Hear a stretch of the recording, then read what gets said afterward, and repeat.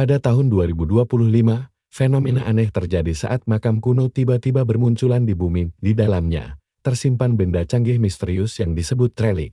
Benda-benda ajaib ini punya kekuatan dahsyat yang bisa menjungkir-balikan dunia, saat sebagian besar relik bikin hidup manusia kacau balau. Karakter utama kita, Zhou Juyan, sang raja relik, justru terus berburu makan demi menjarah semuanya. Meski sering dikejar-kejar petugas keamanan, dia selalu bisa kabur dengan mulus. Sementara itu, agensi Guardian bentukan Zhou Juyan pun mulai bergerak. Anggotanya terdiri dari Luciola, Julian Miller, Jaha, dan Ilya Volkov. Namun herannya, banyak yang menganggap sang bos tidak boleh lagi memasuki makam. Anak buah setianya langsung membela dirinya di depan Dewan Pengawas. Mereka menegaskan, sang ketua hanya ingin menganalisis tingkat bahayanya dulu. Tepat saat rapat puncak berlangsung, ponsel mereka berdering dari Zhou Juyan yang langsung mengomel kenapa teleponnya tidak diangkat. Mereka pun menyindir bahwa mereka sedang rapat penting yang seharusnya dihadiri olehnya, tapi dia malah sibuk sendiri. Mendengar itu, Zhou Juyan langsung ingin membatalkan niatnya. Namun saat hendak mematikan telepon, Jaha berteriak histeris melarangnya menutup panggilan. Dia menuntut penjelasan mendesak tentang alasan bosnya itu menelepon sejak awal. Dengan santainya, Zhou Juyan menjawab bahwa dia hanya terpikir untuk mengubah gelarnya dari sang raja penjarah makam menjadi sang kaisar penjarah makam. Di saat anak buahnya sibuk membela dirinya di depan para petinggi, dia malah pamit pergi menjarah makam baru, sangat tidak bertanggung jawab. Kesal dengan kelakuan absurd sang bos, mereka akhirnya lanjut ke agenda rapat berikutnya. Sementara itu, Zhou Juyan rupanya berhasil menemukan sebuah taring beracun ISIS. Sebuah relik sekali pakai dengan peringkat SS yang sangat langka. Dia tentu saja sangat girang bisa mendapatkan barang sebagus itu. Namun mendadak, relik mahkota berkaki 3 miliknya yang berwujud wanita cantik muncul begitu saja. Lalu menceramahinya karena bersikap terlalu santai padahal baru saja menemukan harta karun berharga. Sebagai pembelaan diri, dia beralasan bahwa makam sebesar ini seharusnya bisa memberikan relik tingkat dewa utama yang jauh lebih dahsyat. Intinya, dia berharap mendapatkan relik Dewa Mataharira. Sang mahkota langsung mengomeli keserakahannya. Namun dia berkilah bahwa semua ini dilakukan demi bisa mewariskan barang terbaik untuk calon buah hatinya kelak. Ternyata, istrinya tercinta, Irene Holtop, sedang hamil 5 minggu. Saat pertama kali mendengar kabar gembira tersebut, Zhou Juyan langsung memeluk erat sang istri sambil berulang kali mengucapkan terima kasih saking bahagianya. Dia sangat bersemangat, sampai berniat memaksa relik mistisnya membocorkan jenis kelamin calon anak mereka sekarang. Namun, sang istri mengingatkan dengan lembut untuk sabar beberapa minggu lagi. Sosoknya sangat terobsesi menatapi foto calon bayinya, bahkan saat jam kerja di kantor. Rekan kerjanya, Julian Miller, yang sudah muak dengan kelakuan konyol ini, langsung menegurnya keras agar fokus bekerja alih-alih bermalas-malasan menariknya. Zhou Juyan malah balik menuduh Julian telah merusak momen kehangatan keluarganya. Julian pun langsung berteriak murka menyuruhnya pamer kemesraan di rumah saja, karena tumpukan tugas kantor sudah menggunung tinggi. Dia juga mengomel bahwa semua kekacauan dokumen ini terjadi akibat bosnya itu terlalu sibuk keliling dunia menjarah makam kuno. Tanpa ampun, ia langsung melempar setumpuk buku tebal ke mejanya, lalu melarang sang bos pulang sebelum tugasnya selesai. Begitu Julian keluar dari ruangan, Zhou Juyan menyadari ada satu buku aneh yang ikut terbawa di antara tumpukan tugasnya. Tiba-tiba saja, buku itu menyala aktif dan menyeretnya ke ruang misterius. Buku hidup itu memberi salam hormat kepada Zhou Juyan sebagai Yang Mulia ke-187.487. Dia dinyatakan telah memenuhi kualifikasi untuk ikut dalam Perang Agung Majesty. Semua terdengar seperti omong kosong belaka baginya. Dia menanyakan maunya apa, tapi buku sombong itu malah menolak menjawab kasar. Buku itu menjelaskan bahwa sebelum bertarung, ada 3 pilihan sulit yang harus diambil yaitu kepatuhan, pembantaian, atau pengabaian. Opsi kepatuhan akan menjadikan umat manusia sebagai tumbal makanan bagi para relik demi menciptakan kemakmuran dunia luar biasa. Sebagai gantinya, sang raja akan mendapatkan perlindungan penuh. Buku itu pun bertanya, apakah dia tega menumbalkan ras manusia demi memperkuat dunianya. Pilihan kedua adalah pembantaian, yang memberikan wewenang mutlak untuk melenyapkan siapapun yang tidak dia sukai demi membangun sebuah dunia utopia baru. Sementara pilihan ketiga adalah pengabaian, yang mempertahankan kondisi saat ini tanpa perlindungan relik sama sekali, memaksa umat manusia berjuang bertahan hidup sendirian menghadapi segala bencana. Nah, tebak apa reaksinya? Xiao Juyan langsung menolak mentah-mentah semua pilihan itu, meski sang buku memperingatkan bahwa keputusan keras kepala ini akan berujung bencana besar baginya. Dia balik berteriak bahwa kehebatannya sudah terbukti tanpa perlu mengikuti permainan konyol tersebut. Sadar bahwa mangsanya tidak bisa dibujuk, buku gaib itu akhirnya mundur perlahan sambil tertawa licik yang sangat menyeramkan. Namun sebelum benar-benar lenyap, ia memperingatkan bahwa sang raja akan menyesali keputusan bodohnya itu. Usai kejadian aneh tersebut, Xiao Juyan langsung melangkah keluar ruangan lalu berpapasan dengan Julian yang herannya menanyakan tujuan bosnya saat tugas kantor belum rampung. Xiao Juyan menjawab dengan sangat dingin bahwa dia mau pulang. Ingat, jangan cari saya. Malam harinya, saat tidur nyenyak di istana Valhalla, dia mendadak bermimpi melihat sosok putri kecilnya yang belum lahir. Xiao Juyan sangat terpukau melihat keindahan mimpi itu, dan bersyukur telah memaksa relik kesuburan membocorkan rahasia jenis kelamin calon anaknya lebih awal. Semua berubah kacau, sang putri berteriak memintanya untuk terus mengingat dirinya, agar dia bisa terlahir dan melindunginya kelak. Terkejut setengah mati, dia langsung terbangun dengan napas terengah-engah tepat saat sosok putrinya itu lenyap. Dia buru-buru meriksa keadaan sekitar dan mendapati istrinya masih terlelap damai di sampingnya. Keesokan paginya, dia langsung membawa sang istri ke rumah sakit untuk pemeriksaan darurat hingga membuat dokter terkejut karena belum jadwalnya. Namun setelah diperiksa, sang dokter mendadak berteriak histeris karena hal mustahil terjadi. Bayi di dalam kandungan itu mendadak hilang tanpa jejak.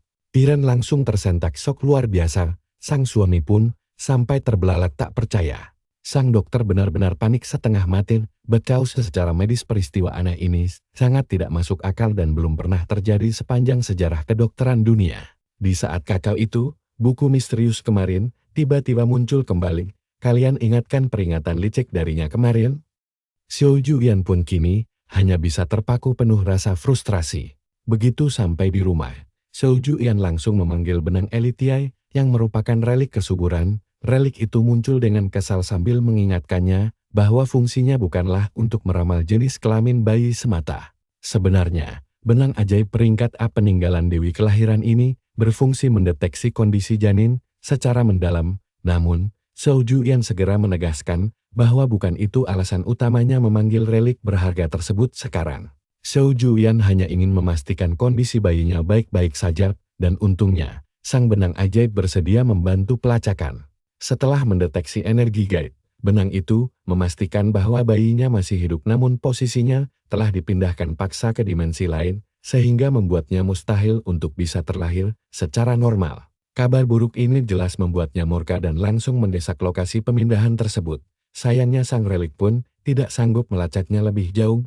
Akhirnya, Xiao Juyan segera memanggil Jaiha dan menuntut perintah aneh untuk memulihkan sesuatu. Jaiha tentu saja kebingungan dengan ucapan melantur bosnya, hingga kepalanya digebuk keras oleh Ilya Fulgov yang langsung membocorkan bahwa putri kecil sang ketua baru saja diculik musuh misterius. Di tengah kepanikan hebat Jaiha, Xiao Juyan tiba-tiba melemparkan sebuah bantal kuno dan miniatur aneh ke arahnya. Saat ditanya benda apa itu, dia menjelaskan bahwa itu adalah bantal mimpi Morpheus serta miniatur Iritika. Penelusuran sengaja diarahkan ke bagian relik kuno Yunani demi petunjuk penafsir mimpi, namun sayang sekali dayanya sudah tidak tersisa lagi. Jadi gini, Morpheus itu dewa mimpi dari kisah metamorfosis karya Ovid. Dia suka niupin mimpi ke orang tidur, bahkan kadang kirim pesan lewat sana. Berkat kekuatan itu, bantalnya bisa mutar ulang mimpi yang pernah dialami seseorang. Mimpi itu lalu ditarik keluar dan diterjemahkan pakai pusaka berupa catatan kuno. Kabarnya catatan ini ditulis cendekiawan bernama Artemidoris, buku tafsir mimpi paling tua yang pernah ada. Nah, Hen memanggil Julian ke ruangan buat bantu menerjemahkan. Julian yang bakal baca catatannya, sementara Hen sendiri yang memakai bantal ajaib itu.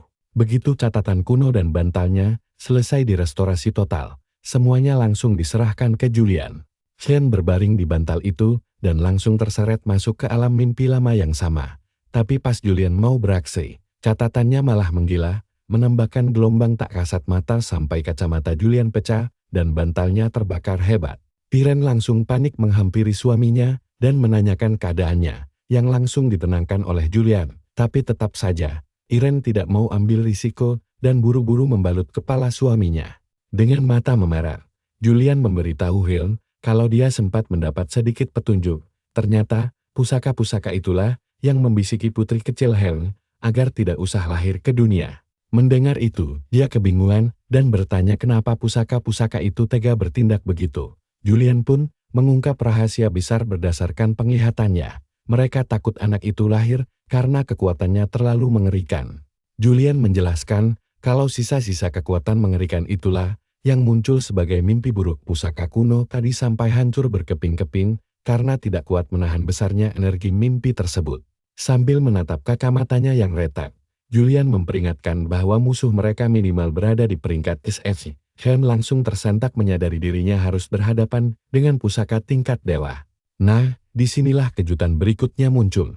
Hyun tiba-tiba terseret berhadapan lagi dengan buku misterius yang langsung mengejeknya, karena sibuk mencari tahu sendiri kemana-mana. Buku itu menyalahkan kelambatan Hyun dalam mengambil keputusan sebagai penyebab semua kekacauan ini. Dia lalu menantang Hyun, apakah sekarang sudah siap memilih? Karena penolakan kemarin, si buku menawarkan satu opsi tambahan negosiasi. Opsi ini memberi Hyun kesempatan menjadi petinggi yang mengelola seluruh pusaka manusia. Bahkan dia bisa bernegosiasi dengan mereka untuk mendapatkan perlindungan sistem penuh. Intinya, dia dan keluarganya bisa hidup makmur dengan sangat aman. Si buku terus memprovokasi, mengklaim bahwa ini adalah jalan terbaik untuk hidup berdampingan dengan para pusaka demi kemakmuran dunianya. Melihat pilihan di depannya, Hyun sadar kalau buku sialan ini cuma sedang menjebaknya agar mau bernegosiasi, karena tahu ada rencana busuk di baliknya. Hyun langsung menegaskan bahwa dia sudah punya pilihan mantap. Si buku sempat kagum karena Hyun akhirnya mau memilih, tapi langsung shock setengah mati saat Hyun dengan dingin berbisik bahwa pilihannya adalah pembantaian. Buku itu langsung panik dan mencoba membujuknya kembali ke opsi negosiasi. Hyun menolak tegas, katanya, dia tipe orang temperamental, jadi opsi terbaik baginya memang cuma pembantaian massal.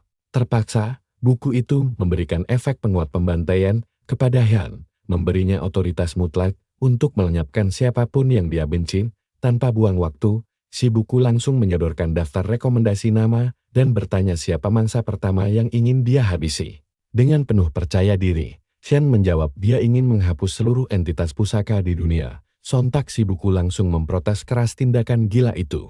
Buku itu menegaskan kalau pusaka tidak bisa dihapus, jadi Hyun harus memilih korban dari kalangan manusia saja. Hyun bersikeras tidak mau mengubah keputusannya, membuat si buku murka karena Hyun yang memegang tahta tertinggi malah berniat memusnahkan mereka semua. Hyun meluapkan amarahnya karena pusaka-pusaka keparat itu berani mengusik putrinya yang bahkan belum lahir ke dunia. Aura kemarahan Hyun meledak hebat saat dia mengancam akan memusnahkan mereka semua jika putrinya tidak segera dikembalikan. Sadar Hyun tidak bisa diajak kompromi lagi, si buku langsung membatalkan kesepakatan sepihak dan mengubah opsinya menjadi pengabaian total. Sebelum menghilang, buku itu memperingatkan Hyun bahwa bencana besar akan segera melanda, dan dia sangat tidak sabar melihat bagaimana Hyun bertahan hidup tanpa bantuannya. Begitu buku itu lenyap, Hyun spontan mengumpat kasar, sampai membuat bawahan di sekitarnya kebingungan. Dengan gugup Hyun berdalih tidak ada apa-apa, tapi istrinya tetap cemas dan menanyakan situasi yang sedang terjadi. Dengan nada frustrasi, Hyun menjawab kalau dia sendiri pun tidak paham situasinya. Tiba-tiba Luluron, salah satu pelindung, menerobos masuk dengan wajah sangat ketakutan. Saat ditanya Hyun, dia gemetar menjawab kalau bencana buruk baru saja melanda mereka. Dia melaporkan kejadian aneh yang menimpa para warga kota saat ini. Tiba-tiba saja muncul banyak pusaka liar tak bertuan. Bahkan beberapa orang melapor menemukan pusaka asing terselip di dalam saku mereka. Kantor agensi pun langsung diserbu kerumunan warga yang ketakutan dan ingin segera membuang pusaka misterius itu, khawatir hal buruk akan menimpa hidup mereka jika terus menyimpannya. Pada akhir hari pertama di markas besar Guardian, mereka telah mengumpulkan segunung pusaka misterius yang mendadak muncul begitu saja tanpa adanya makam kuno sama sekali. Hyun mendapat laporan bahwa meski mayoritas warga langsung melapor ke pihak Guardian, beberapa orang nekat menggunakan pusaka itu tanpa tahu efek samping mengerikan apa yang mengintai mereka. Sementara itu, Ilya sangat terkejut, karena pusaka mata di langit sekalipun gagal mengidentifikasi barang-barang sitaan tersebut, padahal pusaka pemantau itu harusnya punya basis data seluruh pusaka di dunia. Jadi aneh sekali jika ada yang tidak terdeteksi. Saat dicoba dengan pusaka pelacak lain pun, hasilnya nihil. Tiba-tiba Halu kembali berlari panik melaporkan anomali mengerikan berikutnya kepada Hyan. Kali ini, kejadian-kejadian masa depan mendadak melompat maju ke hari ini. Buktinya, sebuah pusaka yang jadwal penggaliannya baru bulan depan, tiba-tiba muncul sendiri di dalam museum. Lebih gila lagi, berita tentang kematian orang-orang di masa depan juga tersebar luas. Laporan kematian para presiden dari berbagai negara mendadak bermunculan, meski kebenarannya masih diverifikasi. Bahkan Hyan diramalkan akan tewas pada tanggal 18 September nanti. Di saat genting itu, anomali lain menghantam jaringan listrik hingga padam dan memaksa sistem darurat menyala. Kalian bisa bayangkan paniknya saat seluruh kota mendadak mati lampu total. Sadar situasinya gawat, Hyan langsung bergerak cepat memeriksa teras 5 yang ditenagai oleh Zeus. Ternyata pusaka Zeus sudah lepas kendali dan mengacaukan seisi pembangkit listrik, hingga para pekerja lari tunggang langgang menyelamatkan diri. Sambil mengamuk, Zeus terus berteriak menuntut keberadaan sang penguasa tertinggi, sampai Hyan mendadak muncul dan dengan santai menyapa dewa petir itu. Hyan segera memerintahkan semua orang di area itu untuk segera mengungsi, lalu mulai meledek Zeus yang terlihat sangat bugar, sampai punya tenaga ekstra buat bikin onar. Hyan mengeluarkan mentimun milik Zeus yang pernah dicurinya dulu untuk memprovokasi. Dia mengingatkan janji untuk mengembalikannya jika Zeus mau bersikap manis dan penurut. Tapi melihat pusaka kesayangannya ada di tangan Hyan, justru membuat Zeus makin naik darah. Dia langsung menerjang Hyan sambil berteriak meminta senjatanya kembali. Namun Hyan berhasil menghindar. Hyan mencoba mengaktifkan kekuatan dominasinya, tapi anehnya kekuatan itu tidak mau keluar. Celah akibat kekuatannya yang macet membuat Hyan terkena hantaman keras dari Zeus. Hyan terlempar ke belakang, namun langsung mendarat mulus di atas kakinya sembari kebingungan memikirkan kegagalan tadi. Hyan sadar kalau matinya kekuatan dominasi ini sangat tidak wajar. Ditambah fakta bahwa Zeus bisa kabur dari kurungan juga hal yang sangat mencurigakan. Di tengah kebingungan itu, Zeus mengejek Hyan sangat lama dan bersiap menghajarnya habis-habisan, tapi dengan tenang. Hyan membalas bahwa meski kekuatan dominasinya padam, masih ada segudang cara lain untuk menghancurkannya. Sambil melempar pusaka lain ke arah Zeus, Hyan bilang kalau dia juga rajin riset pusaka. Benda itu langsung aktif dan melilit tubuh Zeus hingga tak bisa bergerak. Zeus berteriak murka menanyakan jebakan apa ini, karena seluruh kekuatannya tiba-tiba disegel total. Hyan pun tersenyum puas dan mengungkap bahwa pusaka pelumpuh tadi adalah singgasana Hera. Pusaka legendaris berperingkat SCR. Dia bilang itu pusaka milik istrinya, Hera, intinya alat disiplin buat maksa orang nempatin janji sekecil apapun. Apalagi kalau berkhianat soal urusan rumah tangga atau keluarga. Katanya, efek pengikatnya langsung naik 1000%, kalau kejadian, berhubung Zeus hobi banget selingkuh, dia mana bisa kabur lagi dari hukuman ini. Zeus teriak-teriak minta Hyan melepas pusaka itu, tapi Hyan bilang urusan mereka belum kelar. Soalnya dia juga bawa pusaka milik istri Zeus yang lain, yaitu mahkota Mate, pusaka tingkat double S. Mate ini dewi kebijaksanaan, yang cerdik sekaligus istri pertama Zeus. Di mitologinya, ada ramalan, kalau anak laki-laki yang dia lahirkan bakal jauh lebih kuat dari Zeus sendiri.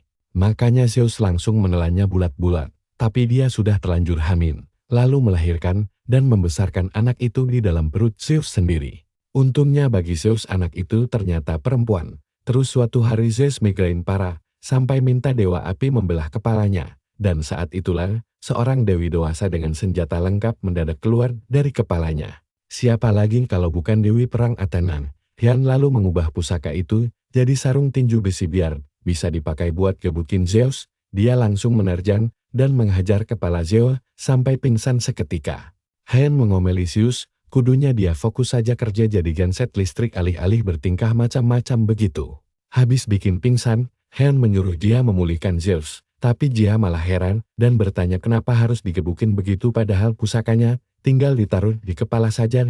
Hyan cuma menjawab santai kalau dia memukulnya murni karena pengen saja. Pemuda itu langsung menyuruhnya diam dan cepat kerja saja. Jia menghela napas pasrah meratapi nasibnya yang berat. Sambil bingung kenapa Hyan doyan banget menyiksa Zeus setiap ada kesempatan. Sementara itu, ada cowok berkacamata misterius memantau semua pergerakan Hyun. Dia kelihatan kagum melihat betapa sadis dan teganya Hyun memperlakukan pusaka-pusaka dewa itu. Meski pemberontakan Zeus sudah beres, Hyun masih punya segudang pertanyaan. Kenapa wadah pengaman pembangkit listriknya gagal dan kenapa segel penahan Zeus bisa terlepas begitu saja? Kecurigaan muncul, apakah semua ini ulah pusaka buku aneh itu, atau ada hal lain?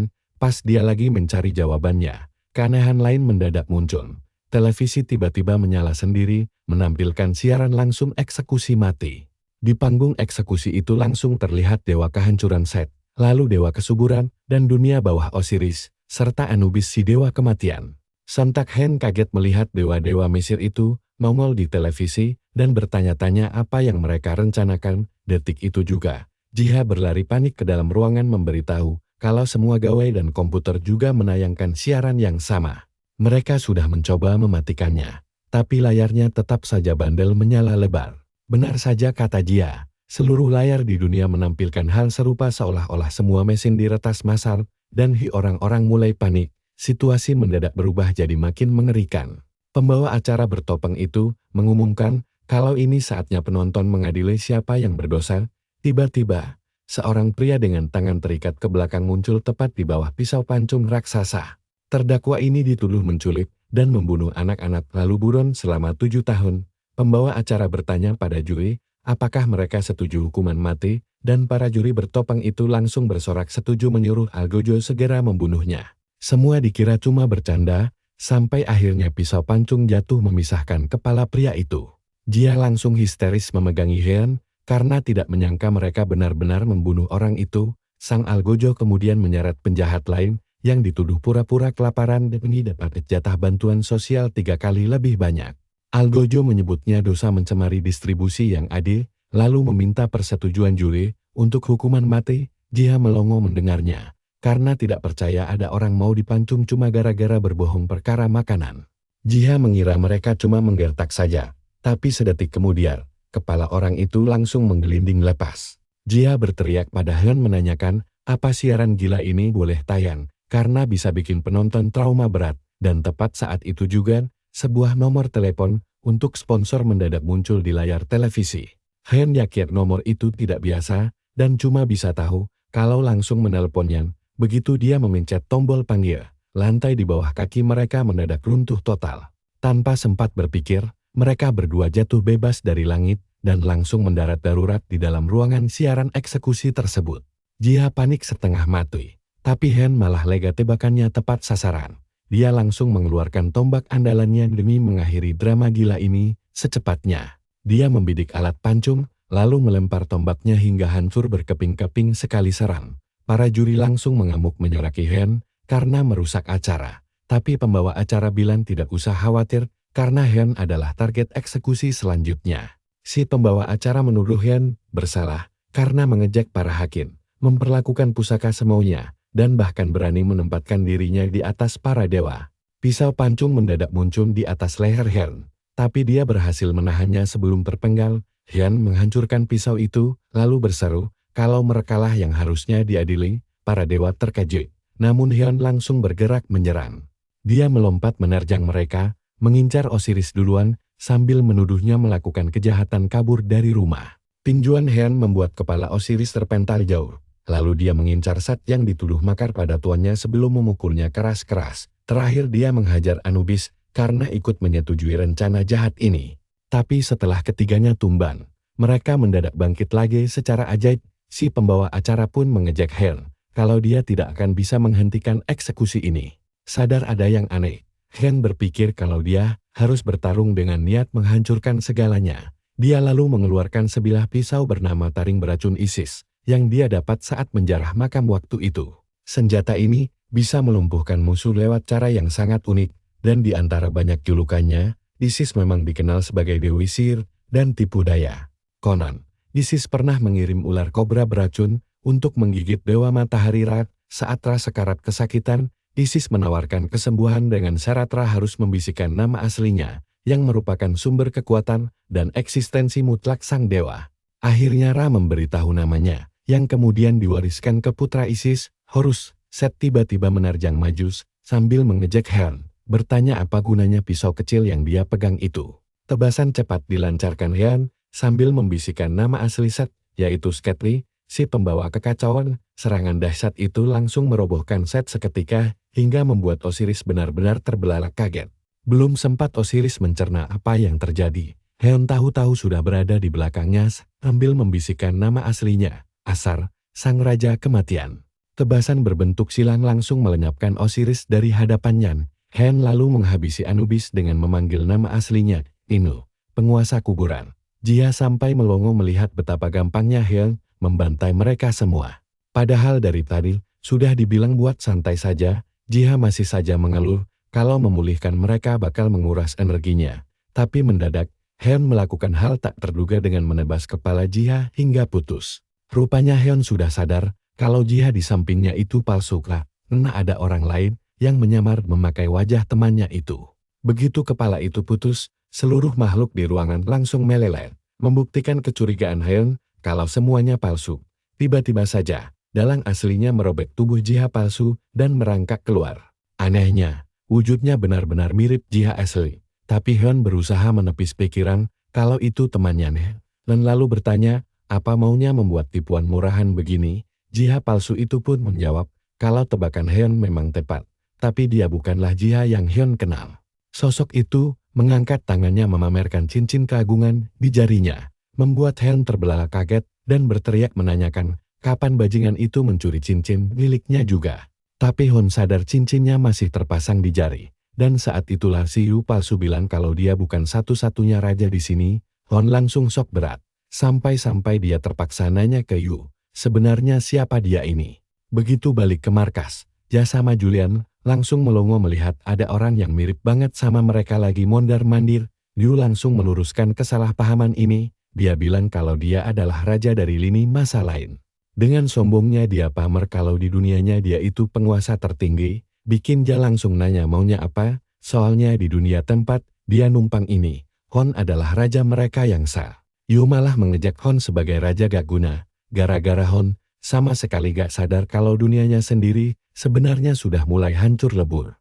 Yu melempar relik Mesir ke arah mereka, mengaku sudah mencuri dan mengamankannya sebelum segelnya hancur. Jadi mereka harus berterima kasih. Hyun langsung naik darah dan nanya kenapa dia harus berterima kasih pada maling yang berani menyentuh relik miliknya.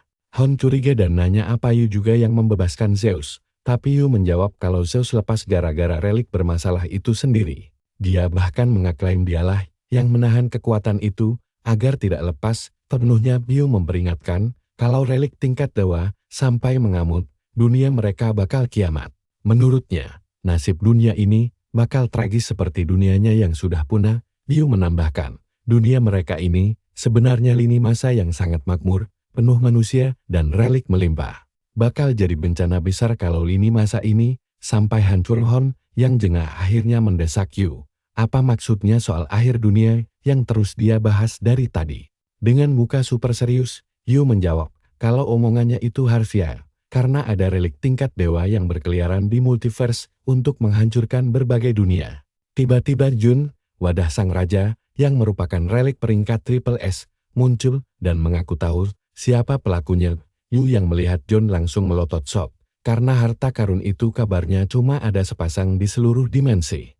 Yu sudah setengah mati mencarinya kemana-mana, tapi hasilnya nihil. Dia tidak pernah bisa menemukannya.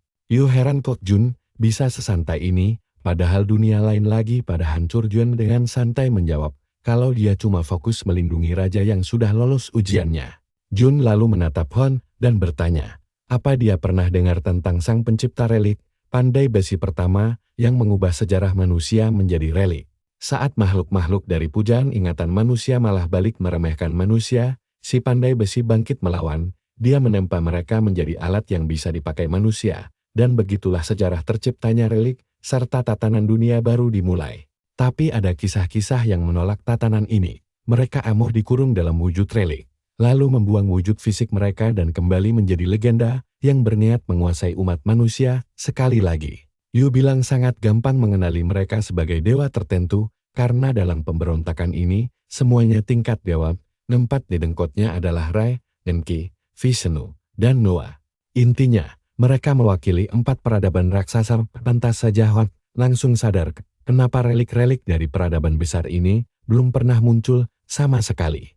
Yu nanya apa Hon merasa ada yang ganjil, dan Hon membenarkan. Tiap ada makam baru dia selalu cek duluan, heran kenapa banyak relik tingkat dewa yang belum juga menampakkan batang hidungnya. Sialnya, tiap kali dia membongkar makam, hasilnya selalu zoom. Dia sampai kaget ternyata motif Hon menjarah makam bukan sekadar hobi belaka. Hon sadar kalau relik-relik ini belum lahir, karena mereka lagi asik bikin rusuh. Di tempat lain Yu menambahkan, kalau target mereka bukan cuma satu dunia, melainkan melompati dimensi untuk menginvasi semua dunia. Intinya, misi mereka adalah kehancuran total tiap dimensi. Pas Hon nanya apa dunia Yu juga dihancurkan oleh mereka, Yu langsung mengiyakan. Tiba-tiba bumi berguncang hebat dan langit menggelap. Nah Lord, siap-siap. Ini dia musuh sebenarnya datang dengan retakan raksasa di angkasa. Langsung meneriaki Yu yang sempat kabur dari cengkeraman mereka. Bola mata raksasa muncul dari celah dimensi, memperingatkan Yu kalau percuma saja lari. Karena dunia tempat dia bersembunyi ini pun bakal segera diratakan dengan tanah. Yu panik setengah mati dan langsung lari menaiki tangga sambil teriak kalau relik-relik dewa itu mengejarnya. Hon gerak cepat, menyuruh catatan akasik melacak lokasi, sifat, dan kelemahan musuh. Tapi catatan akasik yang merupakan relik peringkat Triple S malah bikin Hon jantungan. Karena sistemnya menolak memproses perintah itu, Hon shock berat saat tahu kalau keempat relik tersebut memang tidak terdeteksi di dunia ini. Yu menyindir Hon kalau benar-benar gak ada gunanya pakai catatan akasik, toh keempat relik bajingan itu bukan berasal dari dunia ini. Hon balik bertanya bagaimana cara melawannya, dan Yu bilang minimal mereka harus tahu posisi musuh untuk serangan balik. Tiba-tiba, mata raksasa di langit melepaskan buku aturan yang merupakan musuh bebuyutan Hon. Buku itu tertawa licik, mengejek Hon kalau akhirnya mereka berhadapan lagi. Yu langsung memperingatkan Hon agar waspada, karena 4 relik dewa memakai buku itu untuk menghancurkan lini masa dengan trik rahasia. Jelas saja Hon terperangah mendengarnya, tapi dia makin dibuat jantungan saat Jun membisikkan sesuatu yang jauh lebih aneh lagi. Saat Hon masih berusaha mencerna situasinya, si buku aturan mengejek kalau semuanya sudah terlambat. Detik itu juga, si buku mengaktifkan kutukan Menara Babel yang memutuskan seluruh jalur komunikasi dan pemahaman antar manusia. Artinya, semua bahasa, mulai dari obrolan, perintah, sampai telepati bakal lenyap seketika. Hon berdiri kaku dengan mata melotot, sadar kalau hilangnya komunikasi global ini adalah awal dari kehancuran total. Bisa kalian bayangkan kacaunya medan perang, ruang operasi yang sedang membedah pasien, sampai menara pengawas bandara tanpa komunikasi. Kalau ribuan pesawat di angkasa kehilangan arah dan tidak tahu ketinggian terbang mereka, tabrakan massal di udara bakar langsung meratakan dunia ini. Hon menoleh ke Ilya dan menyuruhnya menghentikan waktu. Sialnya Ilya cuma bengong, karena kutukan bahasa sudah aktif. Untungnya, berkat info rahasia dari Cho, Hon tahu kalau kekuatan relik masih bisa diandalkan. Karena pantang menyerah, Hon langsung memanggil relik pena masa kecil Shakespeare. Biarpun kata-kata tidak mempan, dia cuma butuh cara agar Ilya langsung bergerak. Rupanya, Ilya memakai salah satu relik iblis Solomon yang punya kemampuan menghentikan waktu. Hon langsung memerintahkannya membekukan waktu di seluruh dunia, kecuali buat tim mereka. Begitu perintah masuk, relik Ilya langsung aktif dan melepas energi dahsyat yang membekukan segala hal. Burung yang terbang mendadak mematung, pesawat berhenti di udara, membuat Hon akhirnya bisa bernapas lega karena rencananya berhasil. Meski timnya bisa bergerak, mereka tetap saling tak paham. Mendadak, Hon mendengar si buku aturan malah memujinya karena sanggup menghentikan waktu. Disinilah Hon sadar kalau pembekuan waktu sama sekali tak memengaruhi si buku. Buku itu mengejek Hon, bilang kalau benda konyol begitu takkan mempan melawannya. Tapi si buku tetap memberi poin tambahan buat perjuangan Hon yang sukses menjeda kutukan pertama. Sayangnya, dia menjamin kalau Hon takkan bisa menghentikan musibah berikutnya, yaitu kutukan Vishwakarma yang menyegel segala jenis peralatan di dunia. Bukannya menara merah seperti Babel, kali ini menara biru yang menjulang tinggi. Dan seketika Hon sadar kalau ponselnya mati total. Bahkan AC di dalam gedung pun mendadak mati. Di saat bersamaan, Hon kaget melihat reaksi panik dari Crow. Buku aturan itu mengejek Hon bahwa pembeda manusia dengan binatang purba cuma 2 hal, yaitu bahasa dan peralatan. makanya dia bakal merenggut paksa keduanya sekarang juga. Intinya, kutukan Viswakarma ini melumpuhkan total semua teknologi, senjata, mesin, bahkan kekuatan relik. Parahnya lagi, relik yang terikat pada manusia akan tersegel dan tidak bisa dipakai sama sekali, mengingat nama kutukan ini diambil dari Viswakarma sang dewa pengrajin mitologi India. Kehancuran seluruh alat ini jelas jauh lebih mengerikan dibanding kutukan sebelumnya. Han langsung tersadar, begitu waktu mulai mengalir kembali, itu akan menjadi akhir mutlak bagi seluruh umat manusia. Tapi ada satu hal yang belum dia ketahui, apakah kutukan ini juga mempengaruhi pusaka mereka? Saat Han bertanya kenapa pusaka ikut disegel, si buku aturan menjawab dengan enteng bahwa pusaka hanyalah sebuah alat biasa.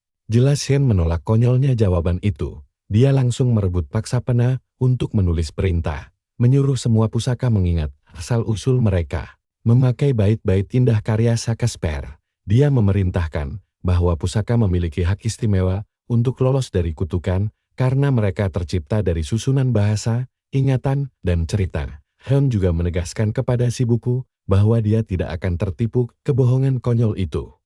Sebab kutukan tersebut hanya bekerja melumpuhkan peralatan yang murni buatan manusia. Buku sialan itu akhirnya terpaksa mengalah dan membuat pengecualian khusus untuk seluruh pusaka yang tidak diciptakan oleh tangan manusia. Tiba-tiba saja, dia membagikan anting-anting Salomo kepada timnya agar mereka bisa mendengar suara segala benda. Begitu pusaka itu dipakai, mereka langsung bisa saling berkomunikasi tanpa buang waktu. Perintah pertama Han kepada Ilya adalah segera membakar habis buku aturan tersebut. Ilya segera mengangguk patut dan memanggil sang penguasa api neraka untuk membakar habis buku itu. Serangan dahsyat ini menghasilkan kobaran api luar biasa yang melalap segalanya. Tapi begitu api padam, buku itu masih utuh tanpa lecet sedikit pun. Buku itu sengaja terbatuk untuk mengejek mereka sambil memuji keberhasilan mereka menghindari kutukan kedua. Di sisi lain, Han mulai frustrasi setengah mati karena pusaka iblis Ilya yang levelnya hampir setara dewa saja tidak mampu merusak buku sialan tersebut. Si buku aturan kemudian menantang Han, ingin melihat apakah dia sanggup lolos dari dua sisa kutukan berikutnya yang jauh lebih gila. Dia langsung panik karena tidak percaya masih ada dua neraka lagi yang harus mereka lalui. Setelah bersusah payah melewati dua rintangan pertama, si buku aturan lalu bergumam bahwa dia memiliki total 4 kutukan untuk dunia, dan dia sangat penasaran berapa banyak yang bisa Han hentikan. Si buku mengejek bahwa dunia mereka akan tetap berdiri kokoh jika Han sanggup menahan keempatnya, dan gila sis. Momen ini bikin tegang saat sebuah menara kuning mendadak bangkit membawa kutukan yang memblokir semua catatan sejarah. Dia mengingatkan Han bahwa sebelumnya dia berhasil mempertahankan hak memakai pusaka saat peralatan diblokir. Namun dengan kutukan baru ini, mustahil menggunakannya kembali. Ternyata ini adalah kutukan Sungai Nil yang melumpuhkan sejarah dengan menghapus seluruh ingatan serta catatan masa lalu. Karena data pembuatan pusaka telah musnah dibersihkan, mustahil bagi siapapun untuk mengingat cara menggunakannya lagi. Kutukan pun aktif. Seluruh anggota tim Han mendadak linglung seperti sayur layu karena ingatan mereka mendadak terhapus bersih tanpa sisa. Han menoleh dan melihat rekan-rekannya bertingkah super konyol, menyisakan hanya dirinya dan Yu yang masih waras karena status mereka sebagai raja. Singkatnya, mereka berdua selamat tanpa terluka sedikit pun sebab seorang penguasa sejati diberkahi ingatan yang tidak bisa dihapus. Yu menjelaskan kepada Han bahwa dunia terdahulu yang dia ketahui juga hancur dengan urutan yang sama. Manusia kehilangan akal sehat lalu saling membinasakan satu sama lain. Bukannya panik, Han justru mulai tersenyum tipis, seolah baru saja menyadari sesuatu hal penting. Teka-teki akhirnya terpecahkan. Han menyadari bahwa kutukan Menara Babel berasal dari peradaban Babilonia, yang merupakan bagian dari kisah mitologi Mesopotamia. Kutukan kedua dari Viswakarma berasal dari peradaban India kuno, yang membuktikan bahwa keempat kutukan ini memang saling berhubungan dengan peradaban besar sejarah dunia. Nah, kutukan Nil saat ini jelas menandakan wilayah kekuasaan penuh milik Dewa Mesir Purba. Han menebak bahwa pelakunya adalah dewa utama yang belum menampakkan diri, yaitu Dewa Matahari Ra. Dia langsung mengeluarkan pusaka Dewi Isis karena yakin benda itu akan sangat efektif untuk menghancurkan kekuatan Dewa Ra. Melihat hal ini, si buku langsung menuduh Han berbuat curang tapi Hen tidak peduli ocehannya. Dia langsung melesat kencang mengincar menara kuning raksasa. Hancur lebur. Tebasan pedangnya menghantam menara hingga pecah berkeping-keping, menetralkan kutukan sungai Nil. Catatan ingatan pulih seketika, membuat Yu benar-benar terpana melihat keajaiban luar biasa ini. Yu melihat ke arah puncak gedung dan mendapati Hen berdiri, gagah memancarkan aura luar biasa tanpa jaketnya, membuatnya terpaksa mengakui bahwa Hen memang sosok yang sangat luar biasa. Begitu ingatan pulih, Hen berteriak memanggil tali surgawi, sebuah pusaka tingkat ganda es, untuk mendekat. Tali itu mendadak muncul dan melesat cepat ke arah Hen, yang langsung bertanya dari mana saja dia selama ini. Tali surgawi itu menjawab bahwa ada aura misterius yang tiba-tiba mengikat tubuhnya hingga tidak bisa bergerak. Hen pun tersadar, karena pusaka itu tercipta dari sebuah cerita dongeng, dia pasti ikut terkena imbas dari kutukan buku aturan. Memakai tali itu, Hen memanjat kembali ke atas gedung. Yu memujinya, mengaku belum pernah melihat orang yang sanggup menghindari berbagai bencana besar layaknya Hen.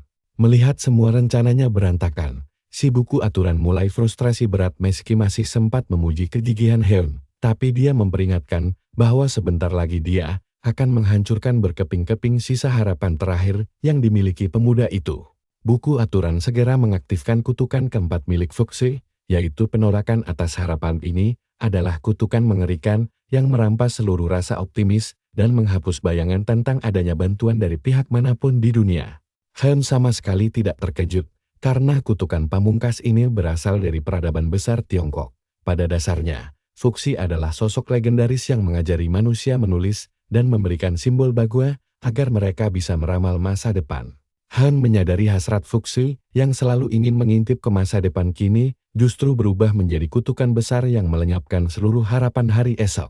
Han bergumam bahwa nama kutukan ini terdengar luar biasa namun terasa sangat abstrak jika dibandingkan kutukan lainnya. Namun, Yu langsung meluruskan pemahaman keliru itu, menegaskan bahwa kutukan inilah yang sebenarnya paling mematikan bagi mereka. Yu meminta Hen melihat kondisi dunia saat ini, di mana komunikasi terputus dan semua peralatan hancur. Begitu waktu kembali berjalan, bencana besar akan langsung meluluh lantakan bumi. Pemuda itu kemudian bertanya apa arti sebuah harapan di dunia mati yang hanya bisa mengandalkan pusaka kuno. Dia menyadarkan Hen akan hal penting yang terlupakan, bahwa Hen adalah harapan terakhir, karena tanpa sang raja, pusaka tidak akan berfungsi. Si buku aturan membenarkan ucapan itu, menyatakan bahwa Hen adalah simbol harapan dunia. Artinya, di saat pemuda itu mati terbunuh, seluruh pusaka akan hancur tak berguna. Tapi tunggu dulu. Situasi makin gila saat buku aturan meluncurkan jarum maut untuk membunuh harapan terakhir dunia. Sementara Hen yang bersiap menahan serangan mendadak kaku, tidak bisa bergerak sama sekali. Sistem memberi peringatan dingin bahwa jantung Hen akan segera direnggut paksa demi melenyapkan seluruh harapan dunia. Dan si buku aturan mengejeknya sebagai manusia biasa yang lembaran kisahnya telah resmi ditutup selamanya hari ini. Tepat sebelum serangan mendarat, tali surgawi datang menyelamatkan dengan menghantamkan tabung gas hingga meledak hebat. Ledakan dahsyat itu berhasil memotong duri tajam yang hendak menembus jantung majikannya. Buku aturan terkejut setengah mati, lalu membentak marah, menanyakan apa yang dicoba dilakukan oleh tali surgawi itu. Namun si tali dengan lantang berteriak bahwa dia akan melindungi tuannya sampai titik darah penghabisan. Merasa murka karena terus dihalangi di setiap kesempatan, si buku aturan berteriak bahwa dia tidak akan menahan diri lagi. Dia memecah tubuhnya menjadi belasan duri raksasa, menyapu bersih seluruh rintangan sebelum menyatu kembali menjadi satu tombak tajam mengincar dada Hen. Sungguh mengerikan. Hen mematung ngeri saat ujung tajam itu menembus dadanya diiringi jeritan histeris temannya. Sementara si buku merasa lega, karena satu kutukan akhirnya bekerja. Benda itu mengoceh tentang betapa menyebalkannya, melihat Hen lolos dari kutukan sebelumnya hanya bermodalkan trik murahan, yang tidak berguna sama sekali. Tali surgawi segera melesat menghampiri Hen, yang sudah tidak bernyawa lagi. Dia menangis memohon, agar sang tuan segera terbangun sambil panik memanggil pusaka penyembul. Namun semua itu tampaknya sudah sangat terlambat. Saat itulah, si buku aturan memperingatkan bahwa kiamat sebenarnya baru saja dimulai, sebab tanpa sang raja, bencana dahsyat akan menghancurkan dunia tanpa hambatan. Tali surgawi yang dirundung amarah luar biasa langsung melilit erat buku aturan tersebut, bersumpah tidak akan pernah memaafkannya. Namun, si buku malah terkekeh dan memberitahu bahwa mereka akan menerima hadiah melimpah jika mampu melewati semua ujian ini, walau kegagalan tentu membawa konsekuensi kematian. Ketika si buku sibuk menyombongkan diri, tali surgawi langsung melemparnya kuat-kuat ke kejauhan hingga menghantam tanah dengan sangat keras. Meski meronta keras untuk lepas, buku itu tidak berdaya dan terpaksa berteriak bahwa jika mereka bisa menahan satu saja dari 4 bencana, keuntungan khusus akan diberikan. Mengabaikan seluruh ocehan tersebut, si tali tanpa ampun terus membanting si buku ke sana kemari hingga akhirnya dia mengaku bahwa dia sendiri yang akan menuntaskan masalah Menara Biru. Tapi begitu tahu kalau tali itu tidak mau mendengarkan perintahnya, si buku langsung memilih untuk menghilang begitu saja, merasa tugasnya sudah selesai. Setelah buku dan mata raksasa di langit lenyap, kru langsung berlari mendekat karena mereka butuh relik penyembuh. Mereka semua berteriak panik memanggil nama Hyun, sampai tiba-tiba suaranya terdengar memecah keheningan. Tanpa diduga, dia muncul dari retakan dimensi hingga membuat timnya histeris karena mengira melihat hantu. Julian melongo melihat Hyun ternyata masih hidup, dan saat itulah mereka baru sadar kalau orang yang tergeletak di tanah adalah satu-satunya rekan mereka yang hilang, yaitu Jia. Hyun langsung menerjang Yu dan mencengkeram kerahnya erat-erat, menuntut penjelasan tentang apa yang terjadi pada Jia. Yu malah tersenyum santai dan bilang kalau dia baru saja menyelamatkan nyawanya. Tapi Hyun sama sekali tidak tahu terima kasih. Dia berteriak Morga kalau dia bisa mengatasi buku itu sendiri. Tapi Yu langsung menyindir bahwa Hyun tidak akan sanggup karena memanggil reliknya sendiri saja masih sering gagal. Ternyata, Yu bergerak cepat saat tali menghantam buku dengan silinder hingga memicu ledakan dahsyat. Memanfaatkan kepulan asap tebal, dia menyembunyikan Hyun yang asli ke ruang rahasia dan mengubah wujud Jia menjadi Hyun palsu. Yu menegaskan pada Hyun bahwa jika dia tidak bertindak cepat, jantung Hyun pasti sudah direnggut paksa. Tapi Hyun tetap saja kesal karena Yu harus mengorbankan Jia demi menyelamatkannya. Yu pun menjelaskan kalau buku panduan itu sama sekali tidak bodong. Jadi dia terpaksa melakukan langkah ekstrem tersebut agar tipu muslihatnya benar-benar bisa mengelabui musuh. Namun Yu meminta Hyun tidak perlu terlalu bersedih karena Jia sebenarnya masih hidup. Yu kemudian menunjukkan cup mie instan di tangannya, lalu menjelaskan kalau jiwa Jia sekarang terjebak di dalam cup tersebut. Tentu saja Hyun makin emosi mana percaya dia kalau anak buahnya terjebak di dalam cup mie instan. Tapi coba kalian dengar sendiri tiba-tiba suara Jia teriak dari dalam cup. Namun, karena dia manusia, bukan makanan. Jia masih asik mengomen saat Hyun merebut cup itu dari tangan Hyun. Akhirnya percaya itu memang Jia, karena hanya dia yang bisa mengoceh tanpa henti dengan gaya menyebalkan seperti itu. Tapi Hyun lega Jia masih bernyawa. Sedetik kemudian dia ngamuk lagi pas sadar kalau Yu cuma memilih mie instan rasa kaldu biasa yang sama sekali tidak pedas. Jia sendiri heran setengah mati kenapa Hyun malah meributkan masalah rasa mie. Yu meminta Hyun tidak mempermasalahkan rasanya karena cup mie ini sudah ditingkatkan ke tingkat dewa. Sementara itu, Jia hanya bisa meratapi nasibnya yang berubah menjadi mie instan chop. Kru ikut terkejut melihat Jia masih bisa hidup meski kehilangan jantungnya. Kru merasa tubuh pria itu seperti sedang dibekukan. Lalu Hyun segera bertanya pada Yu apakah ada cara untuk menyelamatkan Jia kembali seperti semula.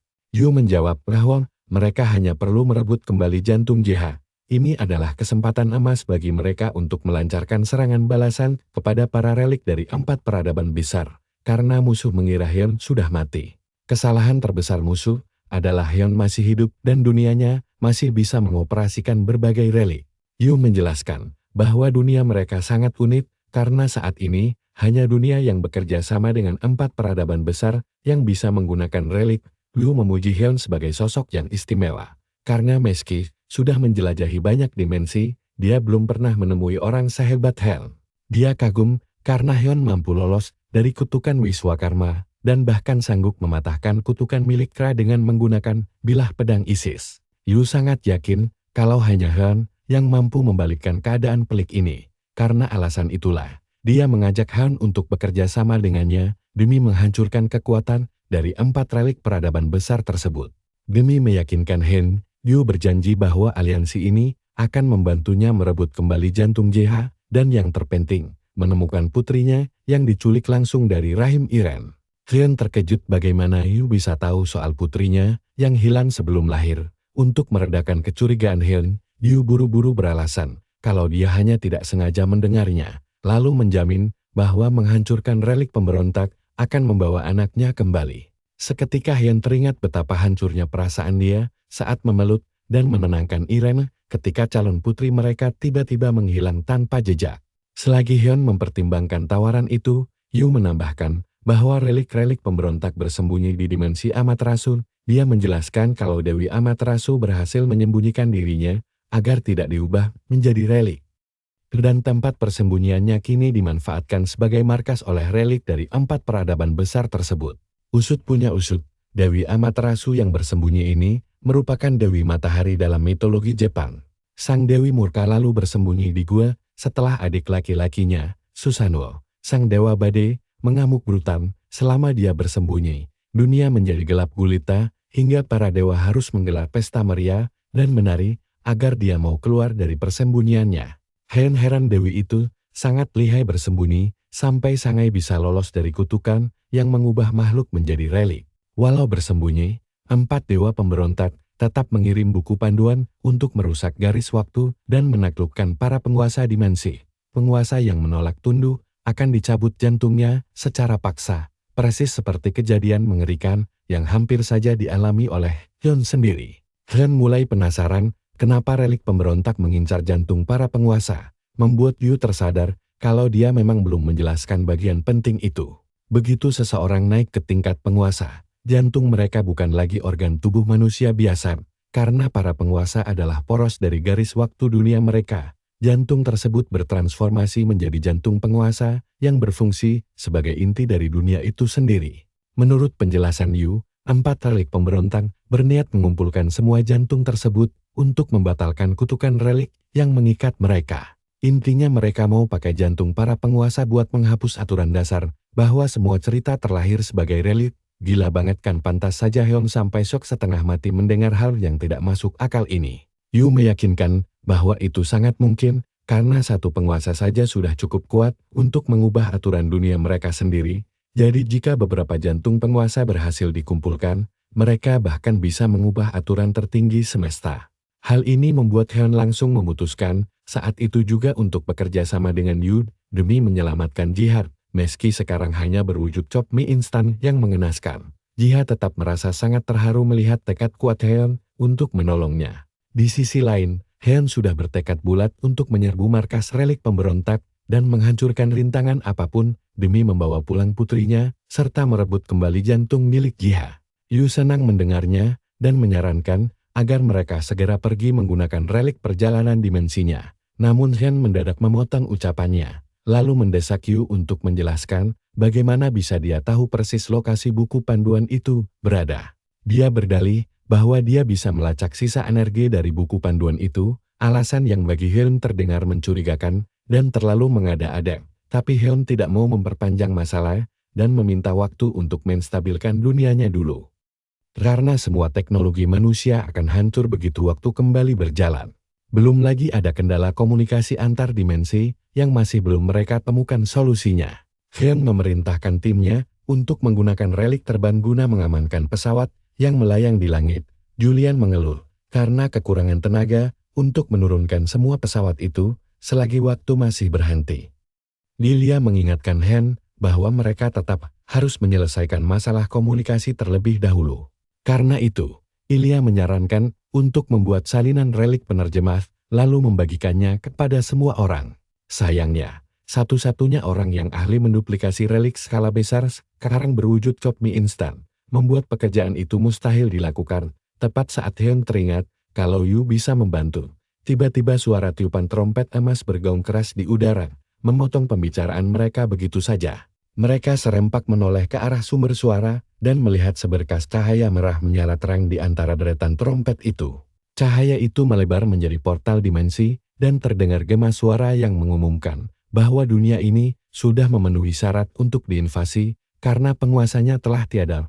Portal misterius ini bernama Arc de Triomphe, sebuah relik tipe intervensi invasi kelas dewa tingkat SF. Yu menjelaskan kepada tim bahwa dunia tanpa penguasa disebut sebagai dunia kosong, yang memicu para penguasa dari dimensi lain datang menginvasi untuk merampas relik-relik berharga di sana. Pria itu sama sekali tidak heran kalau buku panduan itu sudah menyebarkan berita runtuhnya dunia ini ke penguasa lain. Dia hanya terkejut karena prosesnya sangat cepat, kemungkinan karena dendam kesumat atas perlakuan buruk Heian terhadap buku itu sebelumnya.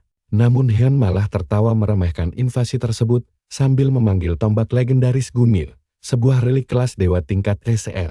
Sambil ngamuk, Heian melempar tombak Gungnir ke portal invasi dan menuntut penjelasan siapa yang berani lancang masuk ke wilayahnya. Relik Gungnir sudah siap tempur, tapi sedetik kemudian, sebuah perisai tiba-tiba menangkis serangannya hingga bikin relik itu bingung. Heian langsung diberitahu kalau serangannya ditangkis oleh kemampuan khusus seorang raja, dan dia harus bangkit sebagai raja buat menembusnya. Tiba-tiba, sesosok pria berjalan santai keluar dari gapura sambil dengan sombongnya mengumumkan penaklukan dunia. Sesaat kemudian, si rambut merah mirip Joker bernama Mars Connell melangkah keluar dan dengan heboh berteriak, kalau dunia ini sekarang bakal berada di bawah kekuasaannya.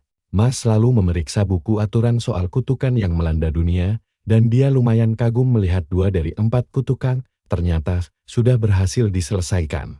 Dia juga sadar ada orang yang sudah menghentikan waktu di dunia ini. Jadi dia memutuskan untuk melepasnya sebagai langkah awal invasi. Mars memakai kemampuan rajanya yang bisa menghapus semua efek status untuk memulai kembali lini masa dunia ini. Begitu waktu berjalan lagi, dunia langsung kacau balau karena proyektil berjatuhan dari segala arah, dan orang-orang mendadak tidak bisa saling memahami bahasa masing-masing.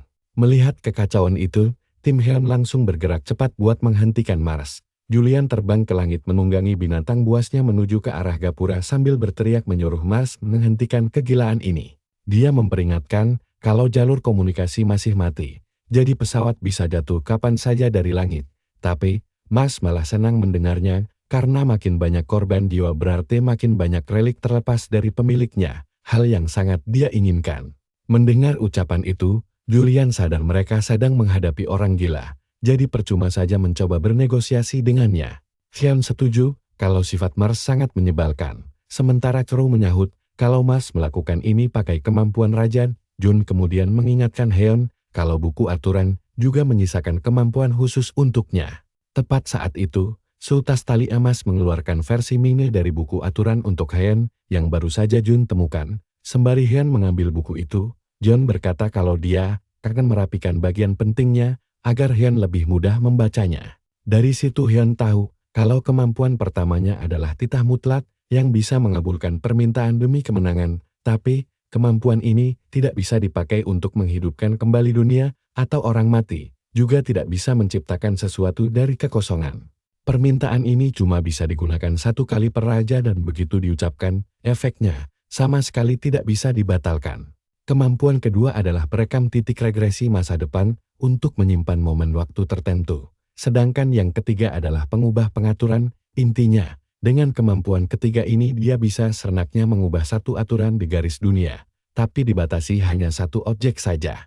Nah, kalian tahu kan Heian itu Liquid. Kemampuan overpower ini jelas pas banget di tangannya. Sementara si Mars malah mulai sibuk memburu relik incarannya di tengah dunia yang makin kacau balau. Cukup dengan jentikan jari, Mars mulai mengendalikan orang-orang layaknya budak dan memerintahkan mereka menjarah semua relik. Bagaikan boneka tali, warga langsung tunduk di bawah sihirnya, memuja Mars sebagai raja baru yang siap mereka layani. Melihat pemandangan aneh di depannya, Heian lumayan terkejut dengan kedahsyatan kekuatan dari relik gapura kemenangan tersebut. Saat itu juga, Siola memberitahu Heian kalau pesawat-pesawat mulai bergerak dan komunikasi ke menara pengawas mustahil dilakukan akibat blokade bahasa. Jun lalu memperingatkan semuanya kalau tabrakan pesawat pertama diprediksi terjadi dalam kurang dari 7 menit karena rute penerbangan mulai kacau. Mendengar situasi gawat itu, Heian memutuskan mereka harus beresin masalah ini dulu sebelum mengurusi maniak invasi. Dia langsung menyuruh Yu membuat sebuah relik tanpa memberitahu jenis relik apa yang diinginkannya. Heian sangat yakin kalau Yu bisa melakukannya karena dia sudah tahu kemampuan khusus Yu dalam menciptakan relik. Heian membeberkan kalau Yu pernah membuat panggung eksekusi dan meniru persis 3 relik tingkat dewa di sana. Yu bahkan bisa mengubah jantung Jaeha menjadi jantung raja dalam sekejap mata hingga sukses mengelabui buku aturan. Berbekal semua prestasi gila itu, Hen 100% yakin kalau Yu sanggup menciptakan relik sesulit apapun.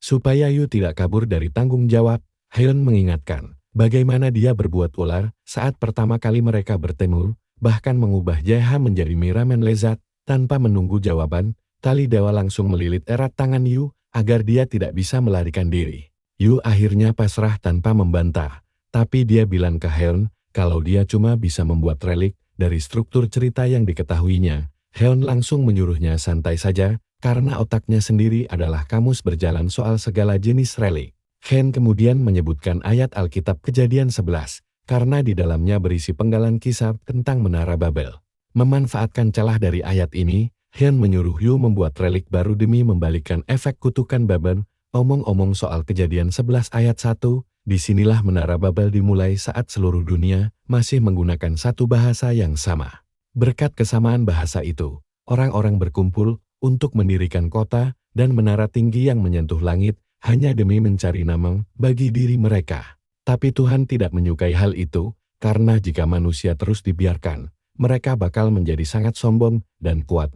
Alhasil, dia turun menghancurkan menara itu, lalu mengacaukan bahasa mereka, hingga membuat mereka terpencar kemana-mana. Heon memberitahu Yu kalau mereka hanya akan memakai bagian pertama dari ayat tersebut untuk membuat relik pembalik kutukan Babel. Yu sendiri sangat kagum dengan rencana licik Heon ini, jadi dia langsung setuju mengikuti strategi tersebut. Meski tangannya masih terlilit tali emas, Yu mulai membuat loh batu Kejadian 11 di atas tanah. Heon menonton dengan takjub saat loh batu raksasa naik dari tanah, lengkap dengan tulisan ayat yang menyatakan seluruh dunia memiliki satu bahasa, tapi Yu memperingatkan Heon kalau dia mungkin tidak bisa memakai relik itu, membuat Heon kebingungan. Yu lalu menjelaskan kalau loh batu itu termasuk jenis relik keagamaan, jadi mereka butuh orang dengan afinitas serupa untuk mengaktifkannya. Saat ditanya apa ada di antara mereka yang religius, semua orang langsung menatap ke arah Ilya, yang ternyata dulunya mantan pendeta. Tapi Ilya membantah dan bilang itu cerita lama sebelum dia ganti profesi, apalagi sekarang dia malah menjadi spesialis pemburu iblis. Siola menyahut kalau Ilya mungkin orang paling tidak cocok saat ini dan bakal kalah kuat dari orang biasa kalau menghadapi relik Kristen. Jadi, siap-siap Heon memutuskan untuk mengaktifkan relik itu sendiri menggunakan kekuatan dominasinya yang sangat besar. Yu sempat ragu Heon bisa melakukannya. Apalagi Heon bahkan belum mengalami kebangkitan kekuatan. Heon tidak peduli soal omong kosong kebangkitan itu dan tidak tahu artinya. Tapi dia meyakinkan Yu kalau dia sangat percaya diri dengan kekuatan dominasinya. Bertekad untuk menunjukkan kemampuannya, Heon melepaskan daya dominasi luar biasa untuk mengaktifkan loh batu itu, sukses membuat Yu benar-benar melongo kaget.